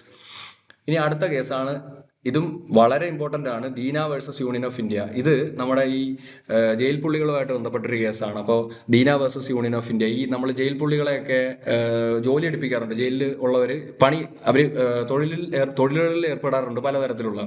അപ്പോൾ അത്തരത്തില് അവരുടെ കയ്യിൽ നിന്ന് തൊഴിൽ അല്ലെങ്കിൽ ലേബർ എടുക്കുമ്പോൾ നമ്മൾ അവർക്ക് പേയ്മെന്റ് തിരിച്ച് അല്ലെങ്കിൽ ഒരു റെമ്യൂണറേഷൻ കൊടുക്കുക എന്ന് പറയുന്നത് ഒരു മാനുഷികമായിട്ടുള്ള പരിഗണനയാണ്. അപ്പോൾ ജയിൽ പുള്ളികളായതുകൊണ്ട് മാത്രം അവർ മനുഷ്യരല്ലാതാകുന്നില്ല. മാനുഷികമായിട്ടുള്ള ഹ്യൂമൻ റൈറ്റ്സ് പല റൈറ്റുകളും അവർക്ക് അന്നേരവും അല്ലെങ്കിൽ ജയിലിന്റെ ഉള്ളിൽ കിടക്കുമ്പോൾ പോലും അവർക്ക് അവൈലബിൾ ആണ്. അപ്പോൾ supreme court held that the labour taken from prisoners without paying remuneration was forced labour and is വയലേറ്റീവ് of article 23 of the constitution of India. അപ്പോൾ അതും ഫോഴ്സ്ഡ് ലേബറിന്റെ ഒരു കാറ്റഗറിയിലേക്ക് തന്നെ കോടതി കൊണ്ടുവന്ന് ആർട്ടിക്കിൾ 23യുടെ കീഴിൽ ഇന്റർപ്രറ്റ് ചെയ്ത് അതിനെയും പ്രൊഹിബിറ്റ് ചെയ്തു. അതായത് പേയ്മെന്റോ റെമ്യൂണറേഷനോ അതിന് പകരം അവർ എടുക്കുന്ന സർവീസിന് അല്ലെങ്കിൽ ലേബറിന് പകരമായി കൊടുക്കണമെന്ന് കോടതി നിർദ്ദേശിച്ചു. ഇനി അടുത്തത് MC Mehta versus state of Tamil Nadu എന്ന് പറയുന്ന കേസ്. അപ്പോൾ അതിൻ്റെ അകത്താണ് 14 വയസ്സുള്ള കുട്ടികളെ ഈ ഒരു തീപ്പെട്ടി ഫാക്ടറിയിൽ എംപ്ലോയ് ചെയ്തൊരു കേസാണ്. അപ്പോൾ അതൊരു ഹസാഡസ് ഇൻഡസ്ട്രി ആണല്ലോ, ഒബ്വിയസ്ലി അതൊരു ഹസാഡസ് ഇൻഡസ്ട്രി ആണ്. അപ്പോൾ അതും ഒരു ഭയങ്കര ഒരു ലാൻഡ്മാർക്ക് കേസായിട്ട് നമ്മൾ പഠിക്കുന്നതാണ് MC Mehta versus state of Tamil Nadu എന്ന് പറയുന്നത്. അപ്പോൾ ആർട്ടിക്കിൾ 23യുടെ ആംബിറ്റിൽ വരുന്ന കേസുകളാണ് നമ്മളിപ്പോൾ പഠിച്ച ഈ 3 കേസുകളും. അതുപോലെ തന്നെ ആർട്ടിക്കിൾ 14ന്റെ ആംബിറ്റിൽ വരുന്നതാണ് ഈ Randhir Singh versus union of India എന്ന് പറയുന്നത്. അപ്പോൾ the Supreme Court has held that also the principle of equal pay for equal work is not expressly declared by our constitution to be a fundamental right. ഇതൊരു fundamental right അല്ല. Equal pay for equal work എന്ന് പറയുന്നത് ഒരു directive മാത്രമാണ്, നിർദ്ദേശക തത്വം മാത്രമാണ്. പക്ഷേ it is certainly a constitutional goal under article 14, 16 and 39 clause D of the constitution. അതായത് 14ന്റെയും 16ന്റെയും 39 ഒക്കെ സ്പിരിറ്റ് വെച്ചിട്ട് ഇതൊരു കോൺസ്റ്റിറ്റ്യൂഷണൽ ഗോള് തന്നെയാണെന്നാണ് കോടതി പറഞ്ഞത്. അപ്പൊ ഈ 4 കേസുകൾ റെലവെന്റ് കേസുകൾ തന്നെയാണ്. അതിൽ ആദ്യത്തെ 3 കേസുകൾ ആർട്ടിക്കിൾ 23യുടെ ആംബിറ്റിലും ഈ ലാസ്റ്റത്തെ കേസ് എന്ന് പറയുന്നത് ആർട്ടിക്കിൾ 14ന്റെ ആംബിറ്റിലും നമ്മൾ പഠിക്കുന്നതാണ്. ഇനി അടുത്ത നമ്മൾ പ്രധാനപ്പെട്ട കുറച്ച് ഡയറക്റ്റീവ് പ്രിൻസിപ്പിൾസ് ആണ് ഡിസ്കസ് ചെയ്യാൻ പോകുന്നത്. ഈ part 4 of the constitution of India, which is also known as the directive principles of state policy, aims to work toward the welfare of citizens and the DPSP cannot be enforced in the court of law, but it provides a guideline to the legislature for making labor laws in India. നമുക്കറിയാം നിർദ്ദേശക തത്വങ്ങളൊന്നും തന്നെ directly enforceable അല്ല. Unlike fundamental rights, they are not directly enforceable. But then again courts എന്താ പറയണ്ട, അവരുടെ constitutional ഇന്റർപ്രിട്ടേഷനിൽ നല്ലൊരു ടൂളായിട്ട് അല്ലെങ്കിൽ നല്ലൊരു പോസിറ്റീവ് ആയിട്ടുള്ള അസ്പെക്റ്റിൽ ഒരുപാട് നിർദ്ദേശക തത്വങ്ങൾ ഉപയോഗിക്കുകയും അതുപോലെ തന്നെ ആർട്ടിക്കിൾ 21 ആംബിറ്റിലേക്ക് പലതിനെയും കൊണ്ടുവരാൻ സാധിക്കുകയും ചെയ്തിട്ടുണ്ട്. ഇനി ഇത് നമുക്ക് ബ്രീഫായിട്ട് ഡിസ്കസ് ചെയ്തു എന്തൊക്കെയാണെന്ന് അറിഞ്ഞു വെച്ചാൽ മാത്രം മതി. ഇതിന്റെ ഡീറ്റെയിൽസും കാര്യങ്ങളും ഒക്കെ നിങ്ങൾ കോൺസ്റ്റിറ്റ്യൂഷനിൽ പഠിക്കുന്നതാണ്. Article 39, the state shall in particular direct its policy towards securing that the citizens, men and women, equally have the right to an adequate means of livelihood. It means that every citizen of the country has the right to earn a livelihood without getting discriminated on the basis of their sex. അപ്പോൾ നമുക്കറിയാം right to an adequate means of livelihood, അത് മെന്നോ വുമണോ ആരോ ആയിക്കോട്ടെ, അവർക്കൊക്കെ equal means of, അതൊരു ചമേലി സിംഗിന്റെ കേസിന്റെ അകത്ത് നമ്മൾ കോൺസ്റ്റിറ്റ്യൂഷനിൽ പഠിക്കുന്നതാണ്. പിന്നെ അതുപോലെ തന്നെ article 39D constitution says that the state shall in particular direct its policy towards securing that there is equal pay for equal work. നമ്മൾ രൺധീർ സിംഗിന്റെ കേസിൽ നമ്മൾ നേരത്തെ ഡിസ്കസ് ചെയ്തു. For both men and women wages will not be determined on the base of sex, rather it will be according to the amount of work done by the worker. അപ്പം pay four work അല്ലെങ്കിൽ pay per work basis, അപ്പൊ ആ ഒരു തരത്തിലുള്ള രീതിയിലേക്ക് 39 close D ഒരു നിർദ്ദേശക തത്വം മുന്നോട്ട് വയ്ക്കുന്നുണ്ട്. ആർട്ടിക്കിൾ 39 ക്ലോസ് ഇ പരിശോധിച്ചു കഴിഞ്ഞാൽ ഇത് പറയുന്നത് that the health and the strength of workers, men and women, and the tender age of children are not abused, and that citizens are not forced by economic necessity to enter vocations unsuited to their age or strength. അതായത് തൊഴിലാളികളുടെ ആരോഗ്യത്തെയോ അവരുടെ അല്ലെങ്കിൽ അവരുടെ സ്ട്രെങ്തിനെയോ ഹെൽത്തിനെയോ ഒന്നും തന്നെ ചൂഷണം ചെയ്യപ്പെടാൻ പാടില്ല എന്നുള്ള ഒരു തരത്തിലുള്ളൊരു നിർദ്ദേശക തത്വം, സ്റ്റേറ്റിനുള്ളൊരു നിർദ്ദേശക തത്വമാണ് കോൺസ്റ്റിറ്റ്യൂഷൻ ആർട്ടിക്കിൾ 39 ക്ലോസ് ഇയിൽ പറഞ്ഞിരിക്കുന്നത്. അപ്പോൾ ഇതിൻ്റെ അകത്തൊക്കെ നമുക്കറിയാം പലതരത്തിലുള്ള ആക്ടുകൾ, ഇനാക്ട്മെന്റുകളിലൂടെ ഇതൊക്കെ എൻഫോഴ്സ് ചെയ്യാൻ പിന്നീട് ഗവൺമെന്റുകൾ ശ്രമിച്ചിട്ടുണ്ട്, അതിന് സാധിച്ചിട്ടുമുണ്ട്. ഇനി അടുത്തൊരു പ്രധാനപ്പെട്ട ആർട്ടിക്കിളാണ് ആർട്ടിക്കിൾ 41, റൈറ്റ് ടു വർക്ക് അല്ലെങ്കിൽ തൊഴിലിനുള്ള അവകാശം. Constitution provides right to work, which means that every citizen of the country has the right to work and that the state with the best of its ability will secure the right to work and education. Right to work ഒരിക്കലും ഒരു absolute right അല്ല, പക്ഷെ എങ്കിൽ പോലും അതൊരു നിർദ്ദേശക തത്വമായിട്ട് article 41 include ആയിട്ടുണ്ട്. ഇനി article 42 provides for the upliftment of the working conditions for workers. ഈ 42 പറയുമ്പോൾ നമ്മൾ മെറ്റേണിറ്റി ബെനിഫിറ്റ് ആണ് പ്രധാനമായിട്ട്, അല്ലെങ്കിൽ മെറ്റേണിറ്റി റിലീഫ് എന്ന് പറയുന്നത് നമ്മളറിയാം മെറ്റേണിറ്റി ബെനിഫിറ്റ് ആക്ട് ഉണ്ട്. അപ്പോൾ അത് ഇതിന് വേണ്ടിയിട്ടുള്ള ഒരു പോസിറ്റീവ് എനാക്ട്മെന്റ് ആയിട്ട് നമുക്ക് കണക്കാക്കാം. അപ്പോൾ അതുപോലെ തന്നെ വർക്കിംഗ് കണ്ടീഷൻസ് ഓഫ് വർക്കേഴ്സ് ഒരു സ്യൂട്ടബിളും ഹ്യൂമൈനും ആയിട്ടുള്ള മാനുഷിക അല്ലെങ്കിൽ നമുക്ക് മാനുഷിക മൂല്യങ്ങൾ പ്രകാരം മനുഷ്യന് ഉതകത്തക്ക രീതിയിലുള്ള ഒരു വർക്ക് പ്ലേസും ഒക്കെ പ്രൊവൈഡ് ചെയ്യാൻ വേണ്ടിയിട്ട് മുന്നോട്ട് വയ്ക്കുന്ന നിർദ്ദേശക തത്വമാണ് ആർട്ടിക്കിൾ 42. ആർട്ടിക്കിൾ 41 റൈറ്റ് ടു വർക്കാണ്, ഇത് മെറ്റേണിറ്റി ബെനിഫിറ്റ് ആർട്ടിക്കിൾ ആണ് ആർട്ടിക്കിൾ 42. അടുത്ത ആർട്ടിക്കിൾ 43 മിനിമം വേജ് എന്നുള്ളത് മാറ്റിയിട്ട് ലിവിംഗ് വേജ് എന്നുള്ള രീതിയിൽ ഇതിനെപ്പറ്റി സംസാരിക്കുന്നത്. അതായത് മിനിമം വേജ് എന്ന് പറയുന്നത് നമ്മുടെ ഏറ്റവും ലീസ്റ്റ് മിനിമം ബേസിക് അമ്യൂണിറ്റീസ് മാത്രം നടന്നു പോകാനായിട്ട് കണക്കാക്കുന്ന വേജിനെയാണ് നമ്മൾ മിനിമം വേജ് എന്ന് വിളിക്കുന്നത്. അതേസമയം ലിവിംഗ് വേജ് എന്ന് പറഞ്ഞു കഴിഞ്ഞാൽ കുറച്ചും കൂടി, അതായത് നമ്മുടെ ബേസിക് അമ്യൂണിറ്റീസിനും അപ്പുറത്തേക്ക് എഡ്യൂക്കേഷൻ, വെൽഫെയർ, റെക്രിയേഷൻ അല്ലെങ്കിൽ നമുക്ക് എന്റർടൈൻമെന്റ്, ഇതൊക്കെ ബേസിക് ആയിട്ടുള്ള ഒരു മനുഷ്യന് ആ മനുഷ്യനായിട്ട് ഡെവലപ്പ് ആകാൻ എന്തൊക്കെ ആവശ്യമാണോ ഏറ്റവും ലീസ്റ്റ് മിനിമം ആയിട്ട് അതിനുള്ള സാഹചര്യങ്ങൾ ഒരുക്കാൻ സാധിക്കുന്ന വേജാണ് ലിവിംഗ് വേജ്. അല്ലാതെ ബേസിക് ആയിട്ട് ഫുഡ്, ഷെൽട്ടർ, ക്ലോത്തിങ് എന്നുള്ളതിനപ്പുറത്തേക്ക് ഈ ഫുഡ്, ഷെൽട്ടർ, ക്ലോത്തിങ് മാത്രം വരുന്നതാണ് മിനിമം വേജ്. ലിവിംഗ് വേജ് എന്ന് പറയുന്നത് അതിനപ്പുറത്തേക്ക് അവന്റെ കുട്ടിയുടെ എഡ്യൂക്കേഷൻ മുതൽ അവന് എന്താ പറയണ്ടേ കുറച്ചും കൂടെ ഒരു എൻജോയ്മെന്റ് അല്ലെങ്കിൽ റെക്രിയേഷൻ തരുന്ന ആക്ടിവിറ്റീസിലും അവന് ഏർപ്പെടാൻ പറ്റുന്ന തരത്തിലുള്ള വേജിനാണ് ലിവിംഗ് വേജ് എന്ന് പറയുന്നത്. അപ്പോൾ living wage not only includes the bare necessities of life but also the social and cultural upliftment of the person. അടുത്ത ആർട്ടിക്കിൾ 43 എന്ന് പറയുന്നത് 43A എന്ന് പറയുന്നത് ഇത് 42ാമത്തെ അമെന്റ്മെന്റിൽ കൊണ്ടുവന്ന ആർട്ടിക്കിളാണ് ആർട്ടിക്കിൾ 43 എന്ന് പറയുന്നത്. Participation of workers in management of industries.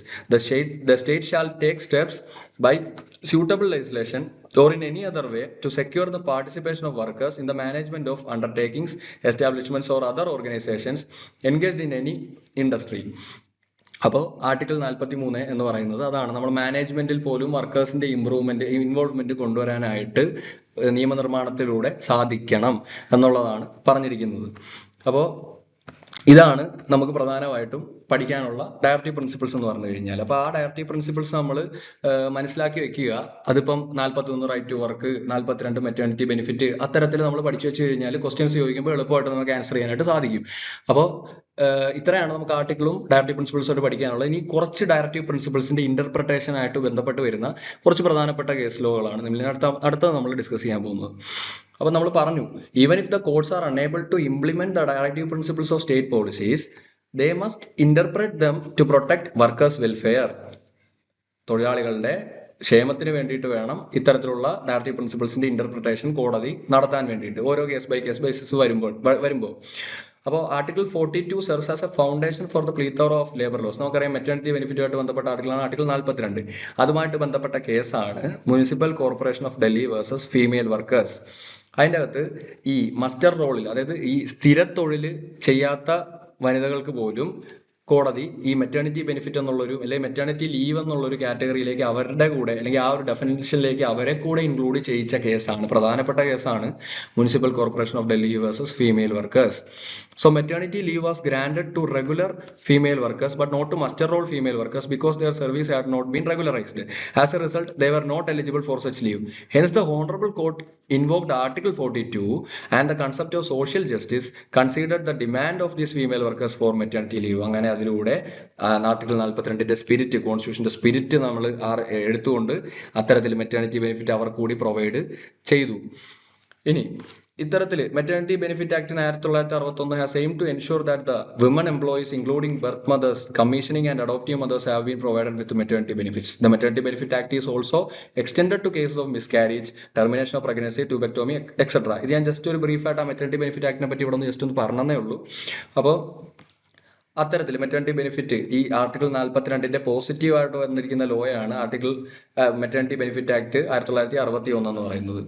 ഇനി Article 43 എന്ന് പറയുന്നത് is founded on revolutionary idea that employees are entitled to certain benefits as a matter of right including significantly minimum wage.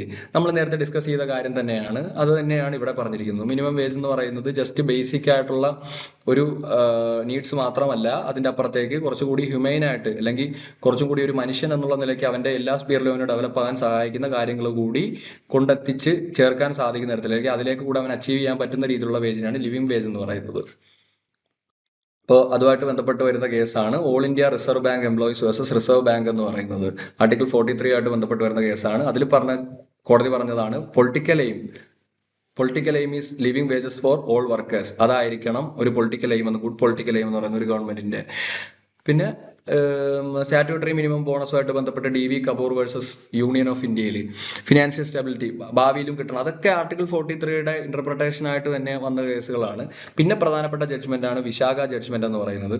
അത് നമ്മൾ ആർട്ടിക്കിൾ 21ന്റെയും 42ന്റെയും ക്ലോസ് ആയിട്ടുള്ള ഒരു ഇന്റർവ്യൂവൺ ആയിട്ടുള്ള റീഡിങ്ങിലൂടെ ആണ്. നമുക്കറിയാം 2013 നിർഭയ അമെന്റ്മെന്റിനൊക്കെ ശേഷം ഈ sexual harassment for women at workplace എന്ന് പറഞ്ഞിട്ട് ഉള്ള ആക്ട് വരുന്നത് ഈ Vishakha versus state of Rajasthan എന്ന് പറയുന്ന കേസിന് ബാക്കിയായിട്ടാണ്. അപ്പോൾ ഇത്രയുമാണ് നമുക്ക് കോൺസ്റ്റിറ്റ്യൂഷനിൽ പഠിക്കാനുള്ള പ്രധാനമായിട്ടുള്ള ലേബർ ലോയുമായിട്ട് ബന്ധപ്പെട്ട ആർട്ടിക്കിളുകൾ എന്ന് പറയുന്നത്. അപ്പോൾ നമ്മുടെ ഇന്നത്തെ ഈ സെഷൻ നമുക്ക് വൈൻഡപ്പ് ചെയ്യുന്നതിന് മുമ്പ് ഈ ആർട്ടിക്കിൾ 43A എന്ന് പറയുന്നത് കൂടി നമുക്ക് ഡിസ്കസ് ചെയ്തിട്ട് ബ്രീഫായിട്ടൊന്ന് പറഞ്ഞിട്ട്, അപ്പോൾ അതിന്റെ കീഴിലൊക്കെ തന്നെയാണ് ഈ ഇൻഡസ്ട്രിയുടെ മാനേജ്മെന്റിൽ നമുക്ക് എംപ്ലോയേഴ്സ് അല്ലെങ്കിൽ എംപ്ലോയീസിനെ കൂടെ ഇൻക്ലൂഡ് ചെയ്യിക്കണം എന്ന് പറഞ്ഞ ആർട്ടിക്കിളാണ് ആർട്ടിക്കിൾ 43A. അത് ഞാൻ ലെഫ്റ്റ് ഔട്ട് ചെയ്ത് പോയായിരുന്നു, അതാണ് ഇപ്പോൾ ഒന്ന് പോയിന്റ് ഔട്ട് ചെയ്യുന്നത്. അപ്പോൾ അതിന് വേണ്ടിയിട്ട് ഗ്രീവൻസ് റിഡ്രസൽ കമ്മിറ്റീസ് രൂപീകരിക്കുന്നതും ഒക്കെ ഈ ഇൻഡസ്ട്രിയൽ ഡിസ്പ്യൂട്ട്സ് ആക്ടിന്റെ കീഴിൽ പിന്നീട് രൂപീകരിക്കുന്നതും ഒക്കെ ഈ ഒരു ആർട്ടിക്കിൾ 43Aയുടെ പരാമർശത്തിൽ അല്ലെങ്കിൽ അതിന്റെ ഒരു വരവിനൊക്കെ ശേഷമാണ്. അപ്പം അങ്ങനെ ഉള്ള ഒരു മാറ്റം നിയമത്തിൽ അല്ലെ ലെജിസ്ലേഷനിലുള്ള മാറ്റവും കോടതിയുടെ ഇടപെടലുകൾ മൂലം ഉണ്ടാക്കാനായിട്ട് അല്ലെങ്കിൽ കൊണ്ടുവരാനായിട്ട് സാധിച്ചിട്ടുണ്ട്. അപ്പോൾ ഇത്രയൊക്കെയാണ് നമുക്ക് പ്രധാനമായിട്ടും കോൺസ്റ്റിറ്റ്യൂഷനിൽ പഠിക്കാനുള്ള ആർട്ടിക്കിളുകൾ. അപ്പൊ നമ്മൾ ഇന്നിപ്പം ജസ്റ്റ് ജനറൽ ആയിട്ട് ഞാൻ പറഞ്ഞു, ഇതൊരു ജനറൽ ആയിട്ടുള്ള ഒരു ക്ലാസ് ആണ്. എന്താണ് ലേബർ ലോസ് ജനറലി എങ്ങനെയാണ് ഇവോൾവ് ആയത്, അതിന്റെ ഹിസ്റ്ററി എന്താണ്, പിന്നെ എന്തൊക്കെയാണ് പ്രധാനപ്പെട്ട കോൺസ്റ്റിറ്റ്യൂഷനിലായിട്ടുള്ള ആർട്ടിക്കിൾസ്, അതുമായിട്ട് ബന്ധപ്പെട്ട അസോസിയേറ്റഡ് കേസ് ലോസ്. അപ്പൊ ഇനി അടുത്ത ക്ലാസ്സിലാണ് നമ്മൾ പ്രധാനമായിട്ടും നമ്മുടെ സിലബസിൽ പെടുന്ന ട്രേഡ് യൂണിയൻസ് ആക്ടിലേക്ക് കടക്കുന്നത്. അപ്പോൾ thank you everyone, thank you for listening.